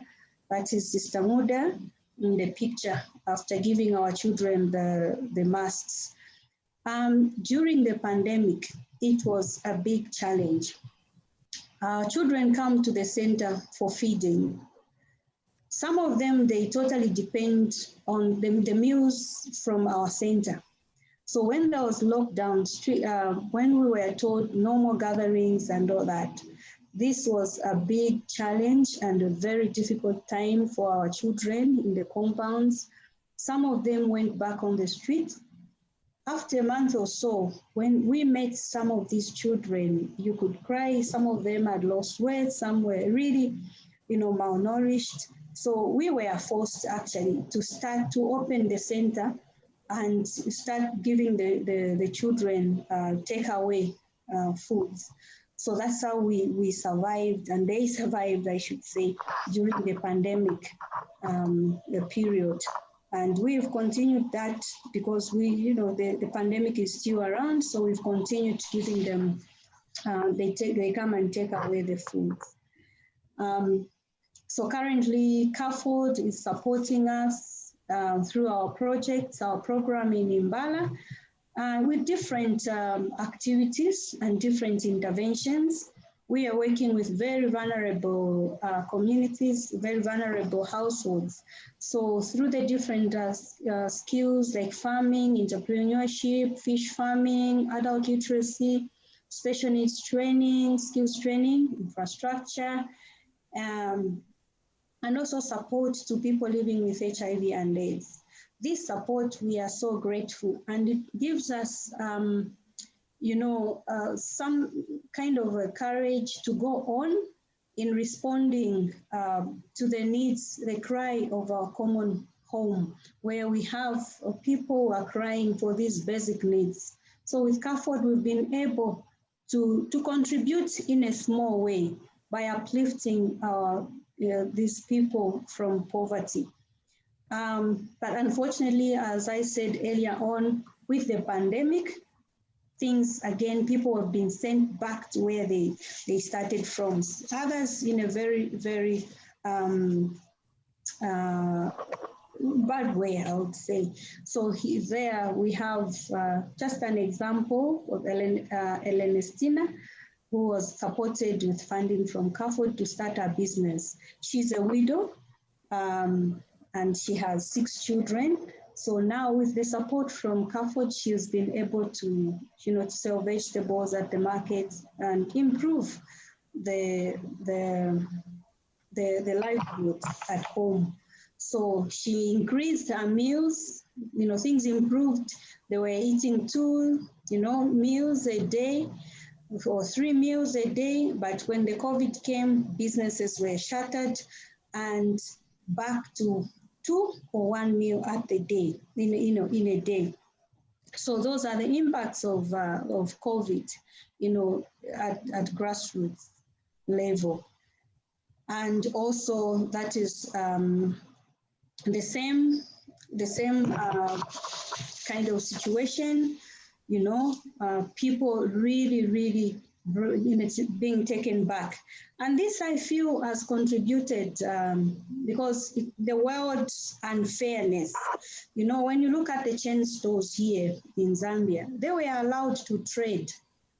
They were allowed to trade, of course, provided they had sanitizers, they had, they observed social distance in the shop and all the like. But when you look at this poor woman at the market, how can they observe any social distance or, so those rules or guidelines were more for the chain stores who can actually survive. But then the poor who could not afford, even a bucket for our clients to come and wash before they bought whatever she was selling, they were disadvantaged. So it's really a world of, I don't know if I can say unfairness, or which is not, causes equality is a big question. So these people, like, you know, are trading on a very smaller scale, had challenges. Then their businesses just shuttered. You know, they couldn't go on. While in the supermarkets, chain stores, they were going, you know, and people then, even the poor, were forced to go and buy things from the supermarkets, those who could afford, but those who couldn't, yeah, so life was kind of just difficult. And these are the injustices and policies in the government that needs to be looked at. Yeah, and when I look at this pandemic, for me, it's like history repeating itself. You know, Zambia, we suffered greatly with HIV pandemic, HIV and AIDS, where we saw so many people's lives, you know, people dying. And, you know, we remained with orphans, breadwinners were gone. The pandemic, the COVID-19 has brought very similar, you know, has brought a very similar situation in our country, where we are experiencing a lot of deaths. You saw the figures that I gave there. Yes, those are the figures maybe going through the system. But when you go in the villages, in the communities, the hospitals, the clinics, we are experiencing quite a lot of BIDs, you know, brought in deaths in those facilities, which, you know, I just wonder how much attention is given to it to actually investigate the cause of the deaths, you know, of those people. We had a meeting one day with one of our MPs here in Lusaka, Margaret Mwanakato, and normally it is a practice when there is death in the constituency that the MP, you know, member of parliament, will give aid to help the family who was bereaved.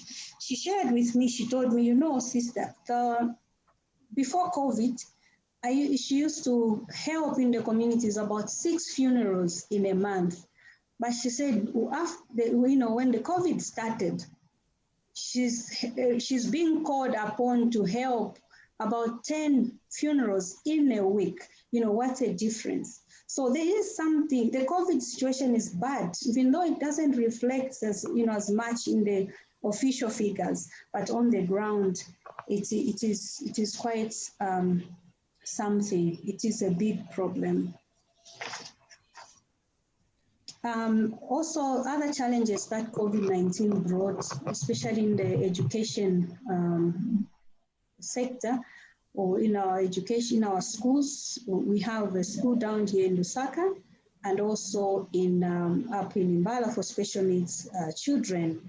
Of course, children stopped coming to school. Government policies would say, okay, go online. The children, families have no phones, they have no computers, and so that was a big challenge.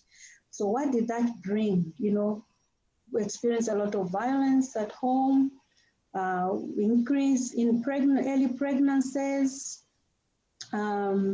you know, and what is more, like, which is really sad for us is to see actually a child with a young woman with special needs pregnant. Households industries. You know, so that was really, really heartbreaking. And this is what we are experiencing, you know, with our children with special needs. And we are grateful to, you know, to CAFOD that they've been able to support us through all these challenges, that we, in a little way, we try to respond.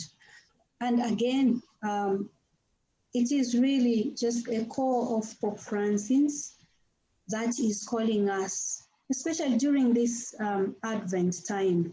You know, you wonder sometimes, yes, this is Advent, we should be kind of reflecting on the hope, we should be looking forward to the birth of Christ, and why, you know, all this. I think it is important to be aware of what is going on, where Christ will be born.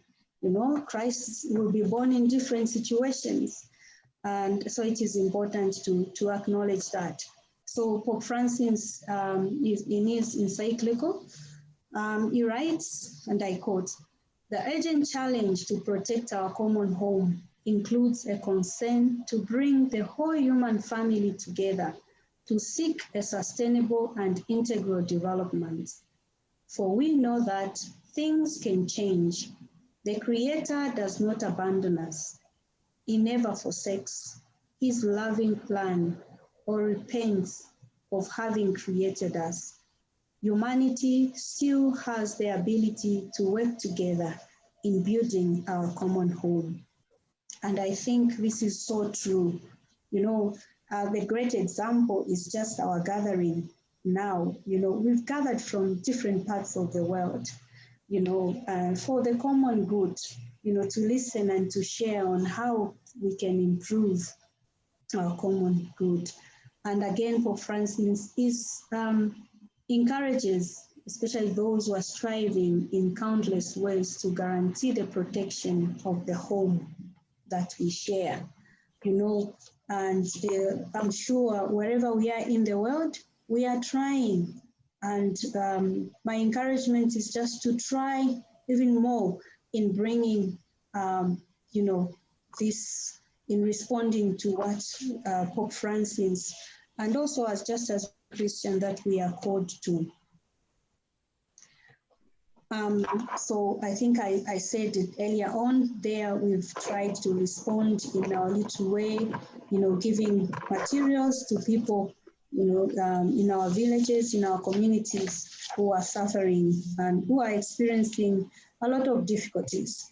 You know, these masks, they are very, very cheap. I would say cheap.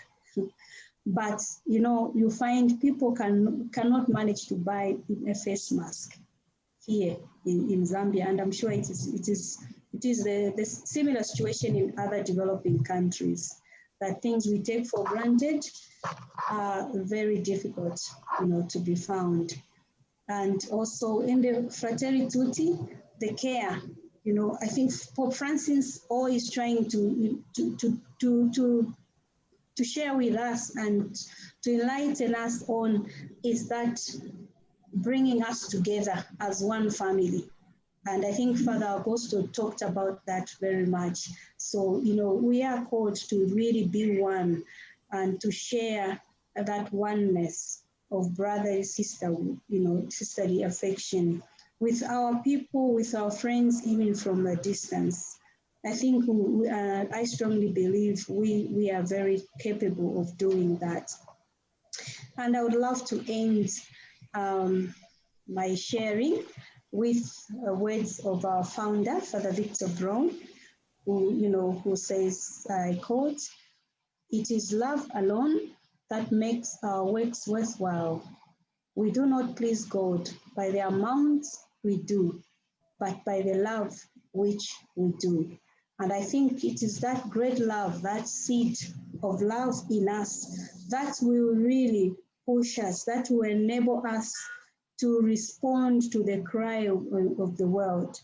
You know, there is just so much. Sometimes you're just overwhelmed by, you know, what is going on in our world today. As I mentioned at the beginning, we have the cry of the earth. You know, we have the pandemic. We have the debt. So these are big challenges that really make it difficult for us, you know, to help and our communities to uplift them from the poverty levels to a life that is much more comfortable. And our mission statement is something also that really encourages us and helps us as sisters here in Zambia, and also our co-workers, our staff we collaborate with to implement what we do. And I'll just read that one to finish. We, Sisters of the Sacred Hearts of Jesus and Mary, aged by the compassion of Christ and responsive to the anguish of peoples and planets, are called to help shape communities of gentleness, justice, and peace that witness to the healing, liberating, and empowering love of God. So that is us as sisters, and we try our work, you know, through our work to ensure that we bring about the healing of the world from our communities, and it goes our way to the communities at large. So thank you so much for listening. Thank you very much, Sister Yvonne. I think it was a very inspirational talk, and it's so striking what you say about what COVID exposes is just inequalities that already exist, and it just shows us how unfair our world is. I think we're going to go into our breakout rooms now for a quick discussion, followed by a Q&A with Sister Yvonne. So in our groups, hopefully we can discuss what particularly struck you about what Sister Yvonne shared with us and why, and we can perhaps think of a question that we'd like to ask Sister Yvonne. If you go into the groups, you have to ask questions. Do you need to go into the group? You have to ask questions. Oh, I see. I didn't. Very sure. Do you want to use it? No. Just to leave the group for a while and then. I saw Mary Mangan once. Someone said to her, Sister Mary, do you want to join a group? And she said yes. I just saw her for a second. Oh, yeah. Phone again now? See.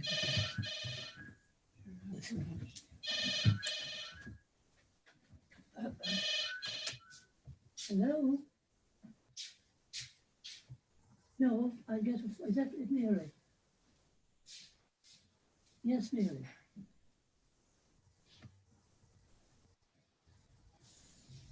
Has everybody received an invitation to join a breakout group? I can see a few people are still here. I'm sure it is, yes. Don't worry, Mary. We'll see to it. Fergus, would you like to join a breakout group? Yeah, that would be lovely. Okay, I'll assign you one. Yes, yes, it is. I will, of course. I will indeed. All right. Thanks. Hi, Amalia. Hi, I'm waiting, I thought, to be allocated to the group you wanted me to work with. We have enough I don't know if facilitators at the moment, but if you'd like to join a group anyway, we have enough facilitators at the moment, but if you'd like to join, fine, yeah, that'd be fine, yeah. I can assign you a group, no problem. Yeah. You don't need me to do anything, just join in with the discussion. And yes, participate. Francis, have you received an invitation? Yeah. Shall I? Yes, please. Yeah. So any group facilitators that have received an invitation can accept their invitations. Sister Mary Alphonse, would you like to join a group? Yes, please. Okay, I'm assigning you to one.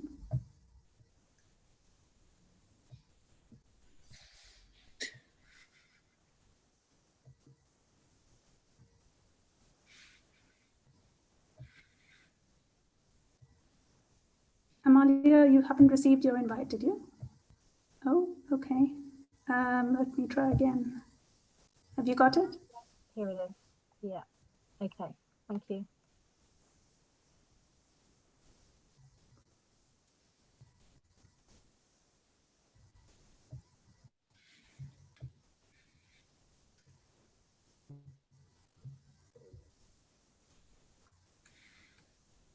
Is there anyone else still here who might like to join a group? Just unmute yourself and let me know, and then I'll assign you to one.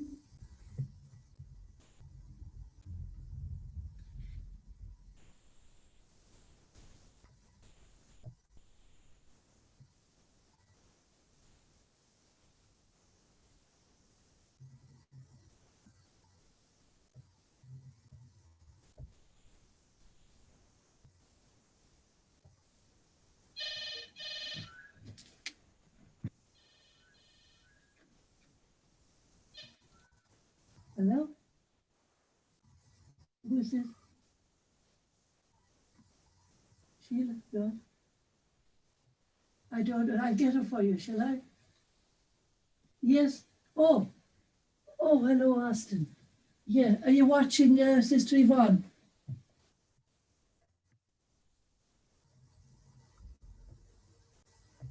Sister Mary Fitzpatrick, are you on the call? I can see an FCJ listing, but I'm not sure if it's you or Sister Judith or someone else.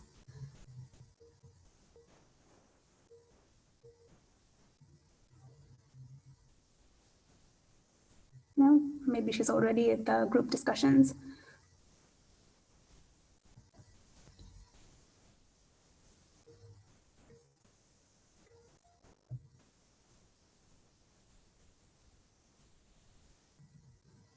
How many more minutes, Karina, for the breakout session to end? Just 5 minutes. 5 minutes, okay. Thank you. No problem.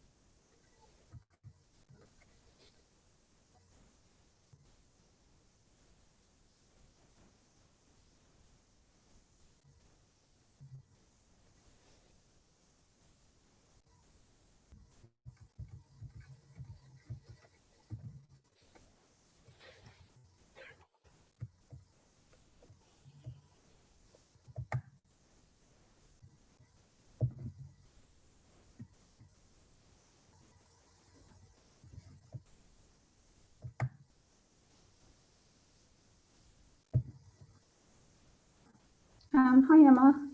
Would you like to join a group?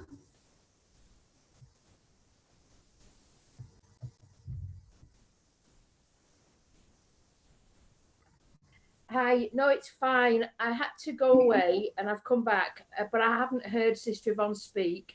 So I'll just listen. Thanks very much, Karina. No problem. Do you remember your breakout group number, just to make sure there's somebody there? I was in, I think I was in 14. I was in with Libby Abbott as well, actually. Okay, no problem. I wasn't meant to be running. I was just doing the first session.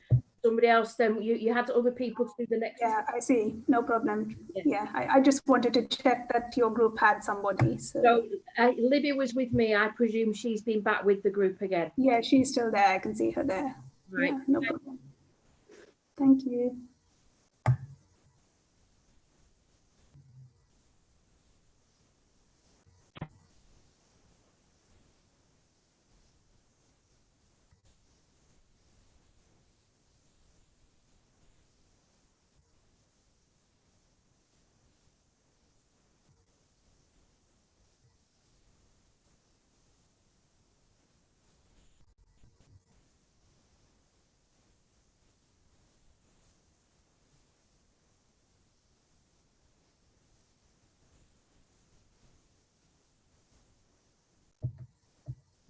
Okay, there's just about a minute to go, Maureen. Thank you.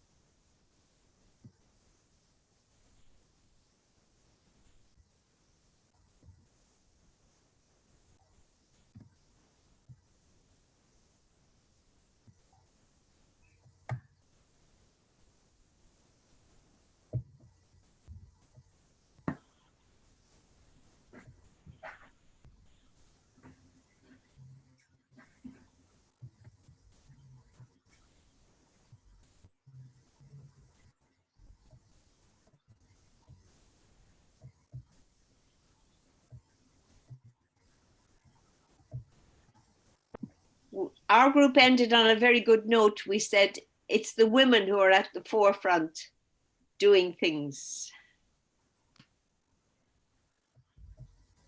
Thank you for that. Amen, Patricia. It was always so.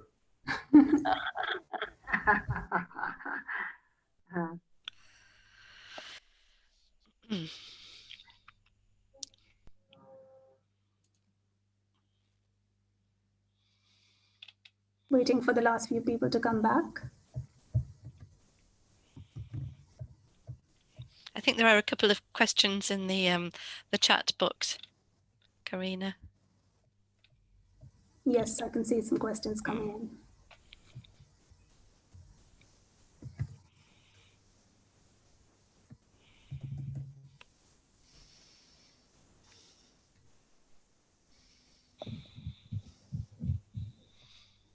So the first question is from one of the groups, it's group number 4.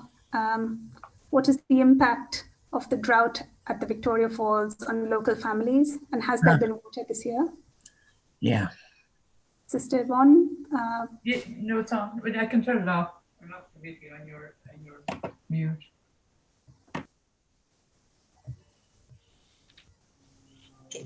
Yeah, the impact of the the drying up of the Victoria Falls on the local people is actually huge, because Livingstone hasn't received many tourists as before, and it is a tourist town which totally depends on tourism activities. So employment, all those things have gone down. Some people were laid off. So obviously that has a great impact on the families there, because the number of tourists have really reduced. Okay. Another question is, how is the biogas that you mentioned produced? The biogas that I mentioned earlier on, we use it actually for cooking. It's also, we have a boarding, and also we have skills training, especially in catering. So that's what we are using it mainly for. And also we are also using it as in the brooder houses for the chickens, where the chicken runs. So instead of using electricity to heat the chicken runs, we use the biogas. we hope in future that we can actually develop it more. We can be able to produce electricity to be used there, but it's a little bit costly when we investigated. So at the moment, we are just using it for that. So is it a small production? Is it a few people producing it, or how is it done? Oh, actually, it's we have a piggery which feeds into the digester. It's actually it has a big capacity. It has a big capacity, but it's only that. Yeah, for the future, we hope to develop it more. Okay. Yeah. So we are using it in the school itself. In the project, we have 1,260 plus children or students. Yeah. Okay. So we use it for cooking and feeding. Yeah. Another question is, can you tell us about some of the differences or similarities between COVID and the HIV pandemic? Well, and HIV/AIDS, I guess. The similarities from what I've experienced is actually the infection rates, the way we experience with HIV, very similar to the way COVID came through. But also, I believe, it's sad to believe it, but there is a lot of stigma in both.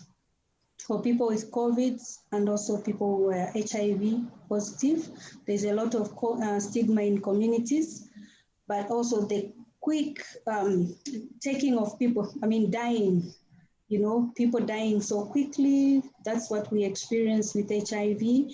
So leaving, if the breadwinners, are dying and leaving vulnerable people behind. Yeah, so those are some of the things, and the effects are similar.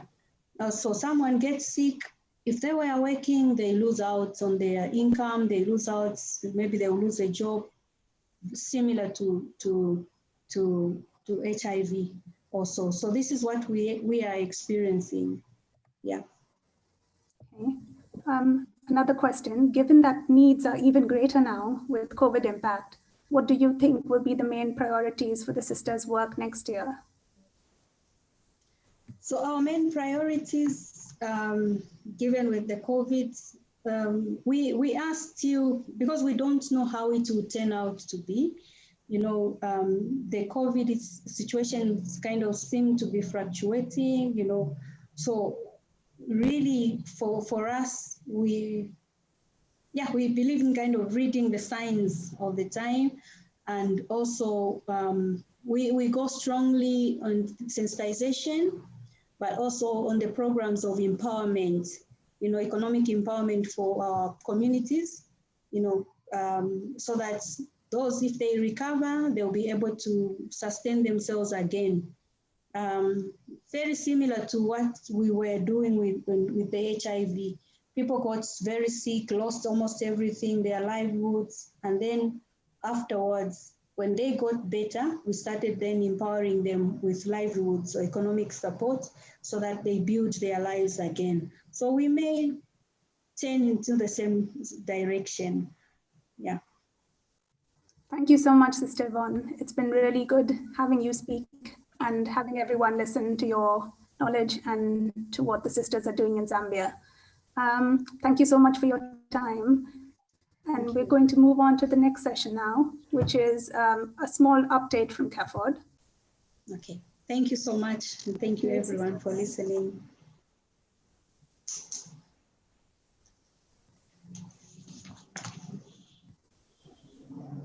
Francis, would you like to step in, please? Sorry, yes, thank you, Karina. So we thought the first thing to update you on regarding what's going on at CAFOD is the opportunities to pray with us all in the CAFOD family. So if we move to the next slide, you'll see that we have some links here that you can click on, which will take you to our Advent prayer resources, which Catherine from our theology team has commissioned and written a lot of, and they include also the Advent calendar, which is something we do each year, which links every the gospel story for each day with a story from our partners. But there's also lots of prayers there as well. And you can also sign up for email reflections. So every week, if you sign up, you will receive a gospel reflection, a short gospel reflection, which kind of, again, links to some of the stories from our partners around the world. And you can do that via the link here, the first part of this link at the top. So, and we think it's very important to pray, and we're very grateful that we're able to facilitate partners praying for supporters, supporters praying for partners, volunteers, and everybody in the CAFOD family. Just to add that all the links that we are showing you on the slides will be in a follow-up email. So you'll receive an email from Eventbrite after the event containing all of the links, so you don't have to copy them down now. Thanks, Karina. No problem. Next slide, please. The next thing we wanted to mention was an ecumenical service that we're organizing jointly with Tear Fund and Christian Aid this Sunday, the 22nd of November at 2 p.m. It's relaunching Pray Without Ceasing for Climate Justice. So this was something that we launched from Ash Wednesday, but then we haven't really been promoting it because of the postponement of the UN climate meetings, the COP26, which will be taking place now in November 2021 in Glasgow. So this service, which you can sign up on the link volunteers/online talks on Sunday. But also if as an action for communities or small groups or family groups can come together, choose a date and time, and then sign up on the Prayer Without Ceasing link, and you can kind of be part of, the whole world praying for climate justice. So those are those two links which you'll be sent after this meeting. Thank you. And also the Romero Trust, jointly with CAFOD, Pax Christi and others, is organizing, and in Conference of Religious, a special Roses in December prayer event for the 4 religious women, American women who were martyred in El Salvador. So it's to remember the 4 of them. Claire Dixon, one of our, the head of our Latin America team, said that just a month before she was killed, Jean Donovan was in CAFOD speaking about kind of funding for their work.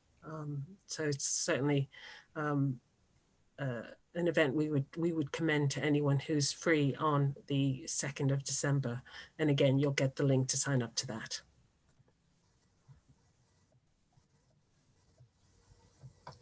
You are warmly invited to take part in CAFOD's annual Advent service on the 3rd of December at 7 p.m.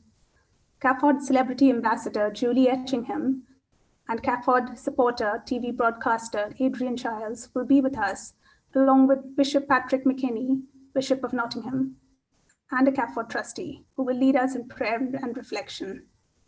Christine Allen, CAFOD's director, and Mary Lucas, CAFOD's country representative for the Middle East, will both share their insights into CAFOD's work, and the music will be provided by the scholar, baritone Christopher Faulkner, the novices of the Sisters of the Sacred Hearts of Jesus and Mary, and the electronic pop group Uberfuse.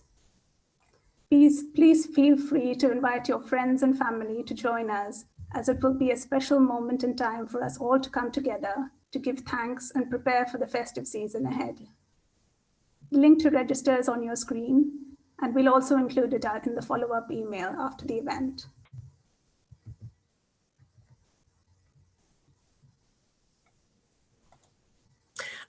And this is me again.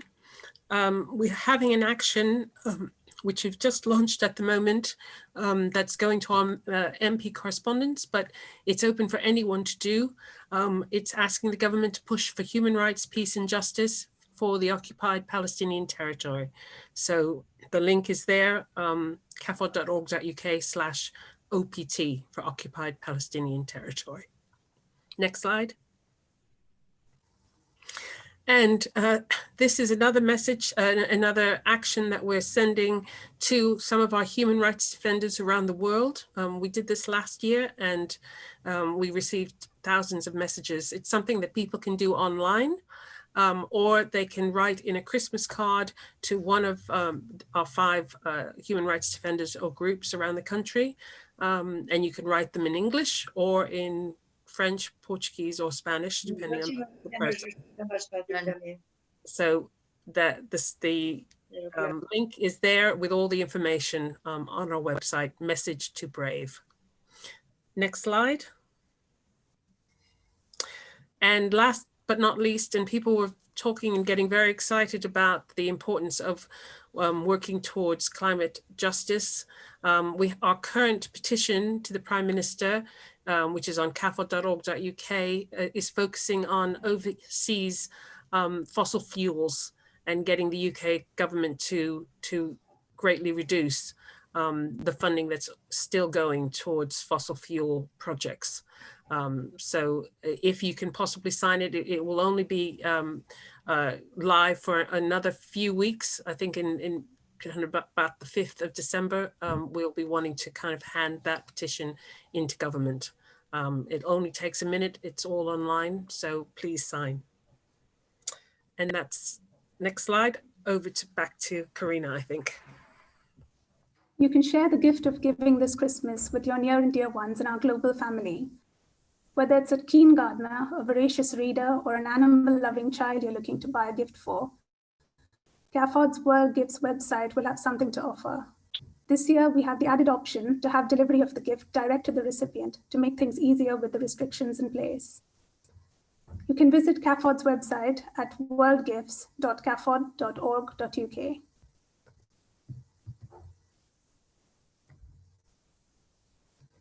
In this time of the pandemic, we are also asking you to stand in solidarity with us through our Walk for Water campaign next Lent in 2021. Could you put your best foot forward for our Walk for Water challenge?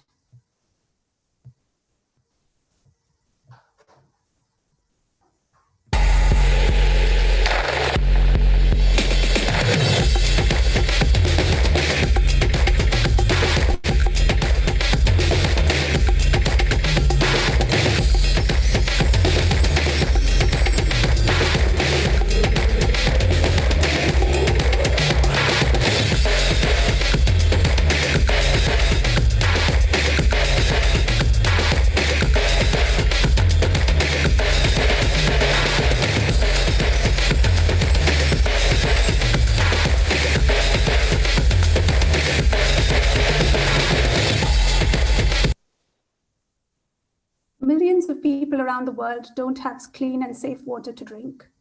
Some will spend 10 hours a day walking for water to keep their families alive. If you take a long walk this Lent so that someone else doesn't have to, you will help transform their lives. Walk in solidarity yourself or as part of a larger community. 10,000 steps a day, your way, every day for 40 days. If you'd like to take part in our Walk for Water challenge during Lent, please do indicate this in our feedback survey at the end of today's event, and we'll be in touch.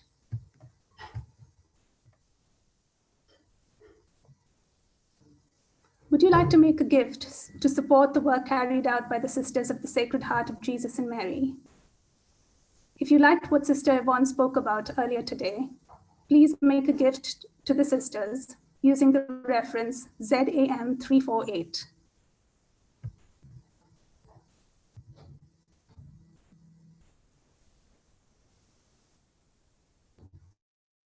I'd now like to hand over to Maria Elena to take any final questions from everybody. Always helps to unmute. So we thought that you've heard lots and lots of things. You might still have a nagging question about something that you've heard today. So we thought we would take over a few minutes. If you have a question, feel free to put it into the chat to everyone, and we will we will either ask the question from the chat, or if we're able, we'll go to you to ask your question. So if you have something that's just been niggling you, you've heard something, you weren't sure about something, you are desperate to kind of ask a question or even make a very brief comment, please feel free to put it in the chat. This is your moment. If there are no questions, that's absolutely fine, and we will kind of move on. We have a really wonderful closing reflection. Yes, Sister Margaret. Yes, Africa is a huge continent, and I often wonder if are there any, I don't know anything about Africa, do excuse my ignorance, are there any countries that are rich enough in Africa to help the poorer part of Africa? Or do they rely solely on foreign countries for help? Well, Alice, would you like to maybe take this one? Do you want me to repeat the question? No, I think we've heard the question. Sorry, okay. I think Fergus is on the call, so I just wanted Yes, to check. we're asking Fergus, who's listening, who's been on the call with us, to come forward and answer that question. If it's not possible, the head of our Africa program. So Fergus, can you unmute and speak? Yeah, hi, I'm Fergus. I'm calling from London, heading up the Africa team, most of whom are based in various countries in Africa. A really tough question, Sister, that you ask. I think what is clear is that there's enormous wealth in Africa, and there's enormous inequalities also in Africa, and so it's not to say that and there is enormous amount of entrepreneurship. There's enormous amount of business dealings within and through Africa. So it's not it wouldn't be correct to say that there isn't the ability to raise funds, and there is transfer of funds. Caritas and the church in Africa, the bishops in Africa, are really trying to push also for to encourage and enable richer parishioners in the diocese to give more, and so Caritas are, in many countries are now setting up a day to be giving to Caritas. There's also, as you know, in every parish, there's fundraising activities throughout the year in parishes, throughout Africa to help those in need. What we're doing as CAFOD is also trying to support those bodies who are trying to more to have a better way of fundraising, to find ways of how to encourage those richer members of the parishes, richer members of the diocese, to be able to support more needy. I think we do our part, but it's not to say that others in the parishes in Africa are not doing that either. I'm thinking more of we've saw the picture of Victoria Falls and then the crops that don't grow because there's no water. Well, the impact on the thousands and millions of people who rely on that water, don't the other countries come to the help of these poor countries? Suddenly Zambia's become so poor without the Victoria Falls. Worse, more global, if you like, globally in Africa, globally. Can't the other countries help those poor people? Not only CAFOD, we can't do that much. We do a lot, I know, excuse me, I know we do a lot, but gosh, it's a huge problem, yes. No water. Yes, absolutely. Thank you, Sister Margaret. For Fergus, do you have a final comment or? Well, I think that the point that Sister Yvonne raised around debt cancellation is really important, and that is something that we can put pressure on both the UK government and other international bodies and lock up that debt. If countries were not expected to pay, so much on that debt interest, then it would be better able to pay for health and education and other services. Yeah, thanks. And if I could just follow up from you, Fergus.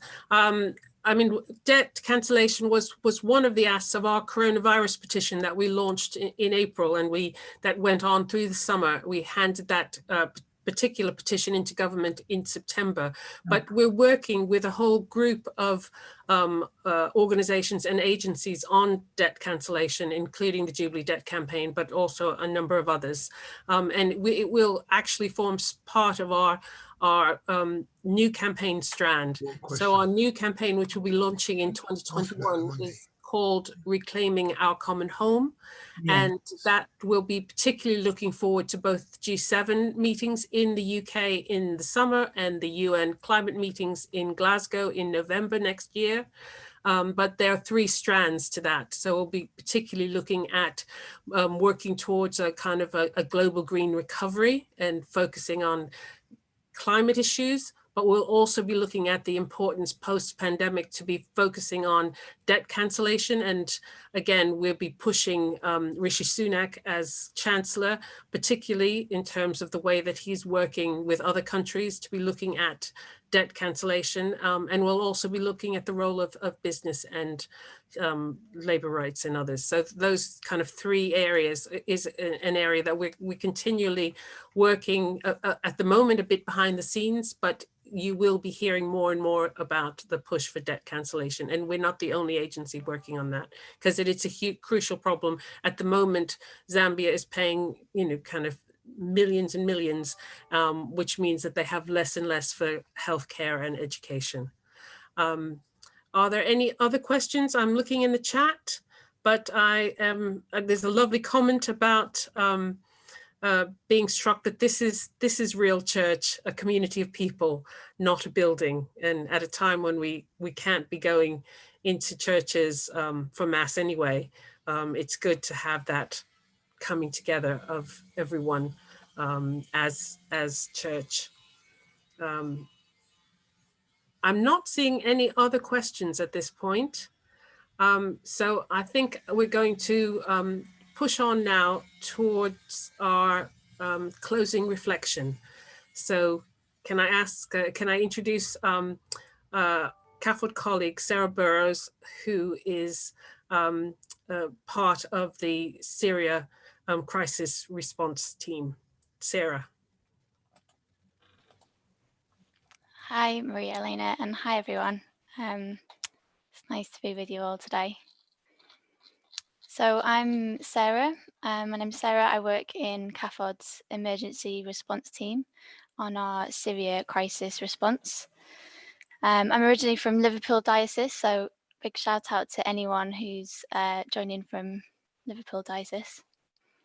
And I would like to share with you a few thoughts on what building our common home looks like for CAFOD's Syria crisis response. And in doing so, I hope that you'll get a little bit of an insight into some of the work of some of our partners in the Middle East. But I also invite you just to use this time now to reflect on all that you've heard and shared and discussed and experienced this afternoon, and to bring all of this into our reflection time as well now. So I'd like to start with a quote from Pope Francis, which is, "In a word, to create a home is to create a family." And so I just invite you, first of all, just to think about what this quote means to you, and perhaps what it means to you in your context.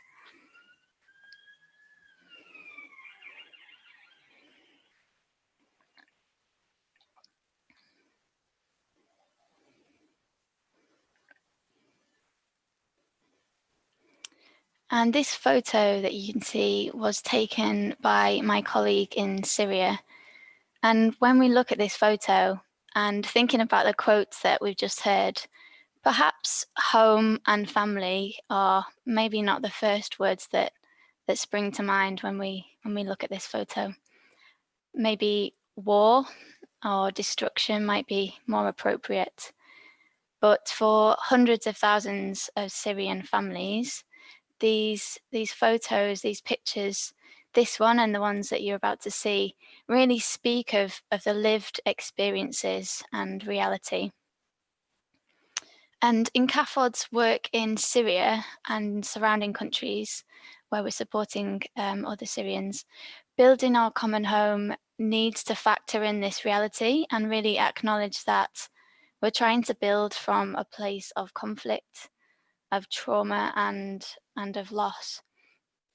And this can be really challenging. In March next year, it will be 10 years since the Syrian crisis started in 2011.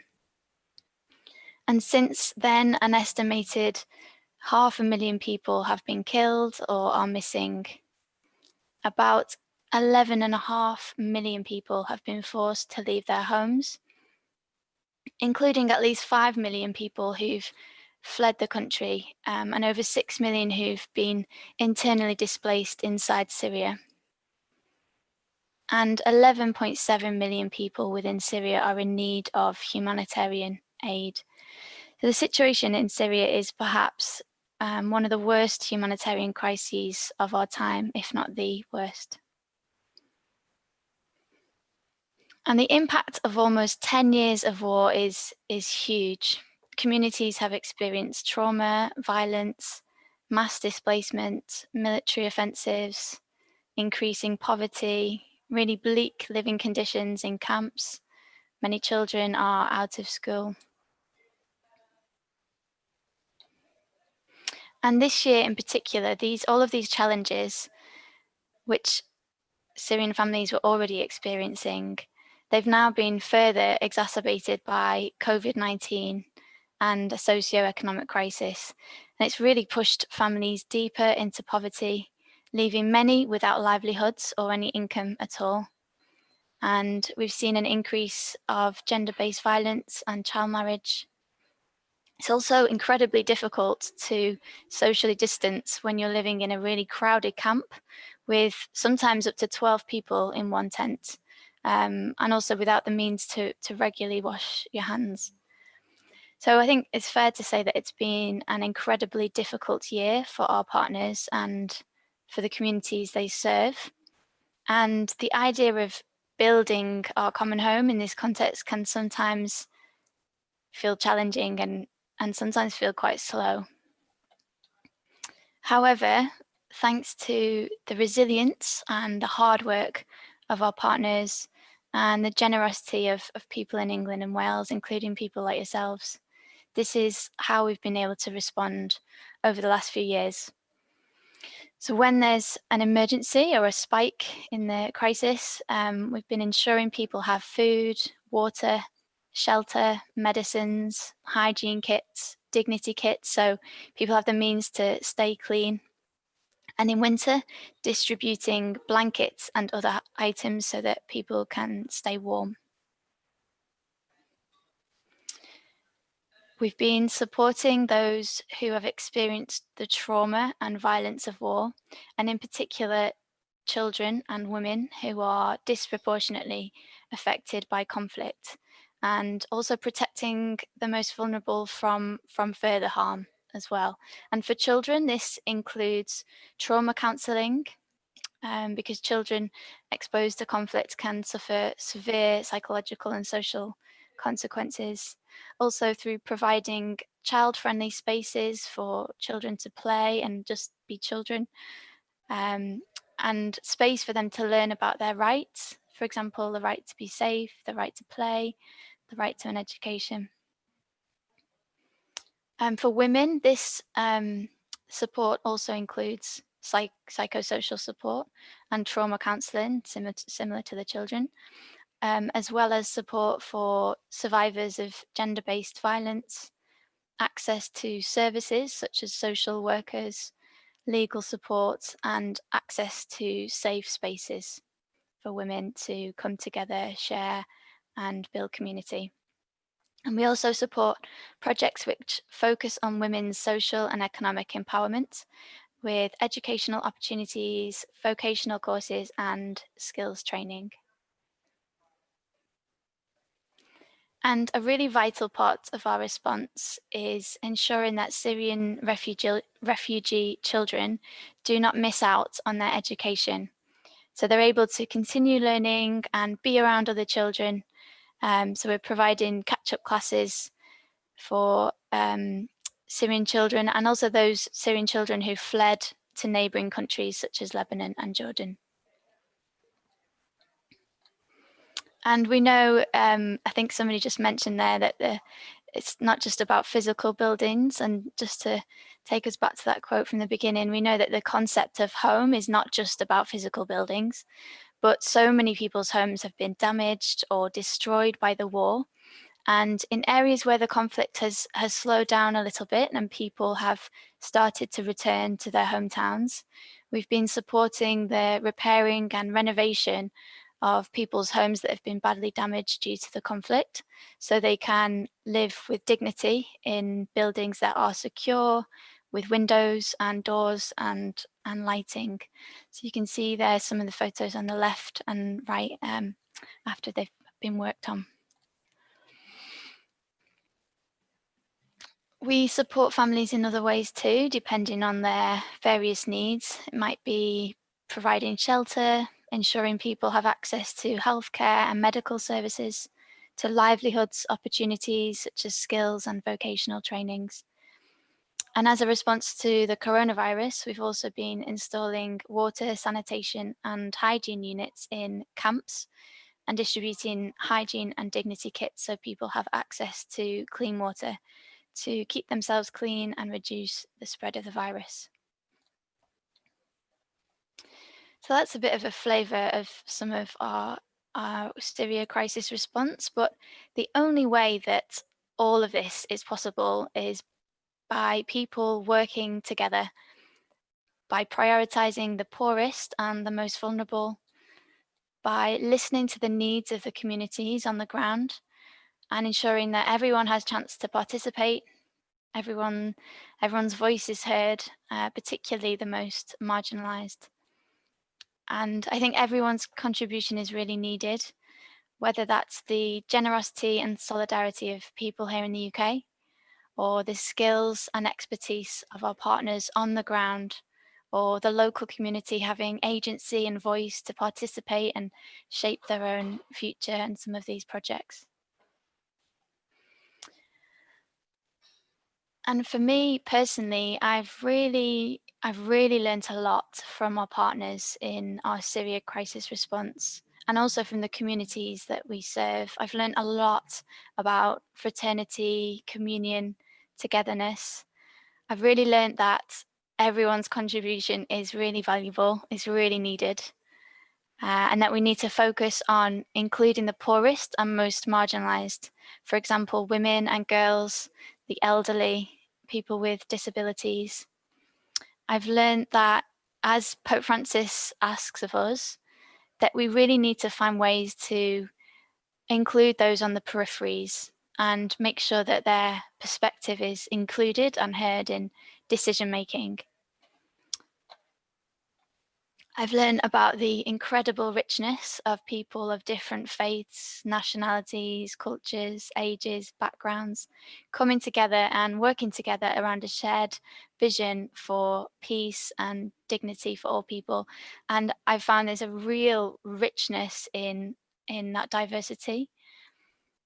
I've learned that we can really learn something from each other, and that there's real power in the force of people of different faiths working together for the common good and to promote the poor. It's been a real force for good.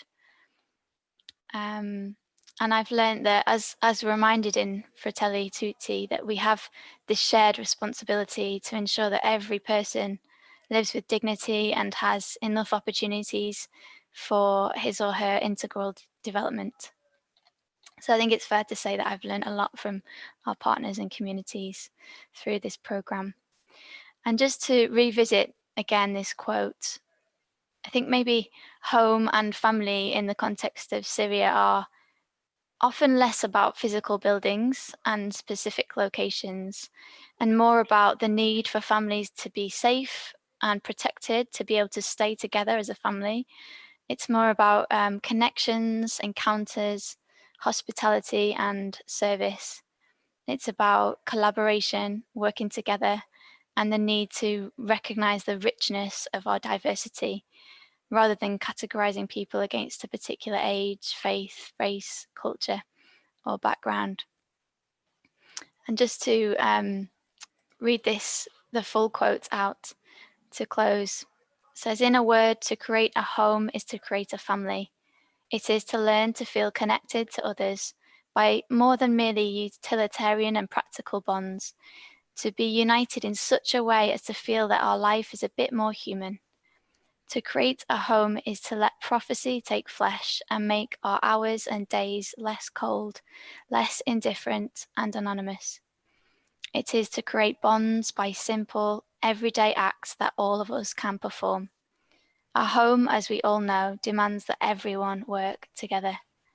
No one can be indifferent or stand apart, since each is a stone needed to build the home.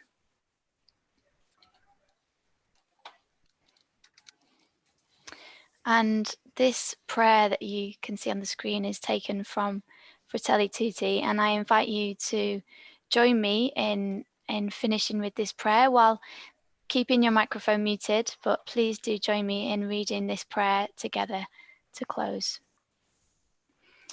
O God, Trinity of love, from the profound communion of your divine life, pour out upon us a torrent of fraternal love. Grant us the love reflected in the actions of Jesus, in his family of Nazareth, and in the early Christian community. Grant that we Christians may live the gospel, discovering Christ in each human being, recognizing him crucified in the sufferings of the abandoned and forgotten of our world, and risen in each brother or sister who makes a new start. Come, Holy Spirit, show us your beauty, reflected in all the peoples of the earth, so that we may discover anew that all are important and all are necessary, different faces of the one humanity that God so loves. Amen. Thank you all for your support, and please do keep the people of Syria in your prayers. And I'm going to hand over now to Maria Elena to wrap up. Well, thank you, Sarah. That was beautiful and very moving. It was wonderful to kind of hear about our partners and about the situation in Syria, but based in Pope Francis and that kind of global family, which is kind of so important for all our work. But I think for us at this time of Advent, to be holding the people of Syria in our hands, I think is very important. So I just wanted to say to everyone, thank you so much for joining us today. It's been a lovely, wonderful, important afternoon and a great opportunity to spend it with this wonderful community.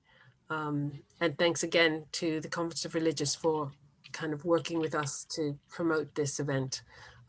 We really appreciate coming together with you and being able to share our work and being able to together listen to both Father Augusto and to Sister Yvonne. So it's been wonderful to be with you. I'm going to now briefly hand over to Karina, who will explain about the opportunity that you have to give us a little bit of feedback. Karina? Thank you, Maria Elena, and thank you everybody for spending your time with us this afternoon. If you have 2 minutes, please click on the link in the chat, which takes you to a feedback survey to let us know how you thought the event was. Thank you so much. Have a lovely day. So that's it. It's been a wonderful, wonderful day. It's exactly 4:30. Aren't we clever? It's been wonderful, wonderful to have you with us. Thank you again to Sister Yvonne. It's been brilliant that you've been able to come and spend the whole time with us. We really, really appreciate that. And again, I hope that the next time we organize an Advent or Lenten reflection, that we'll be able to do it in person. But if not, this has been the next best thing, and it's been wonderful to be with you. Thank you, and have a blessed rest of your day, evening, and moving on even towards the weekend. Thanks again.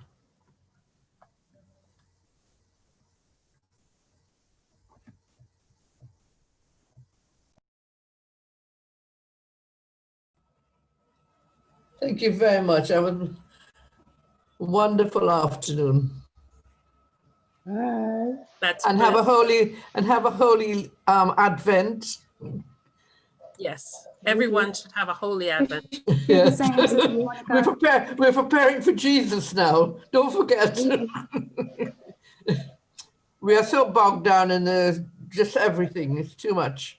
Absolutely. Yeah. It's good to focus. Thank you so much. But the sharing has been excellent. Wonderful, wonderful.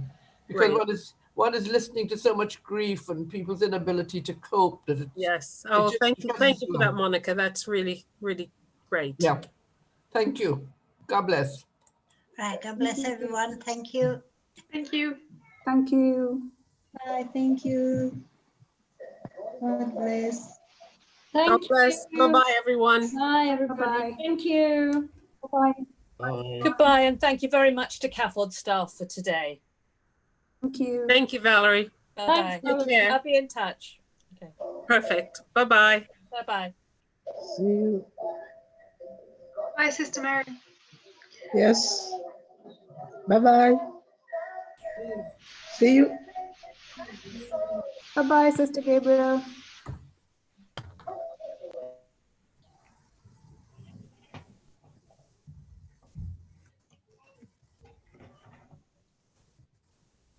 I forgot to free my voice to Maria Elena. Thank you so much. Oh, lovely to see you, Gabrielle. Wonderful experience. Oh, very good. A real catching up. Wonderful. Thank you. It's been lovely to see you. Thank you.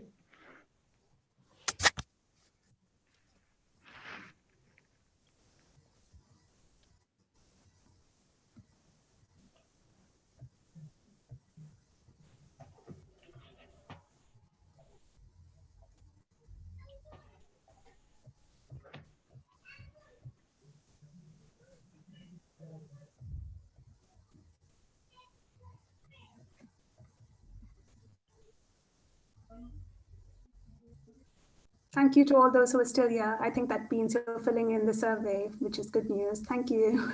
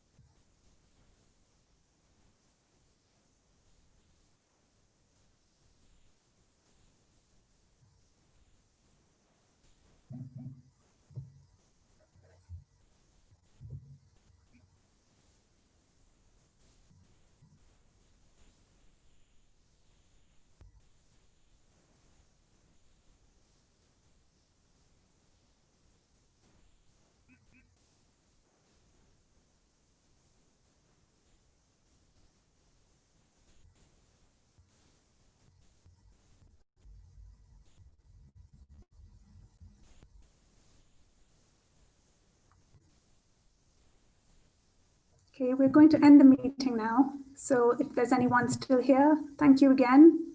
And thank you for filling in our survey. Have a lovely day. Bye.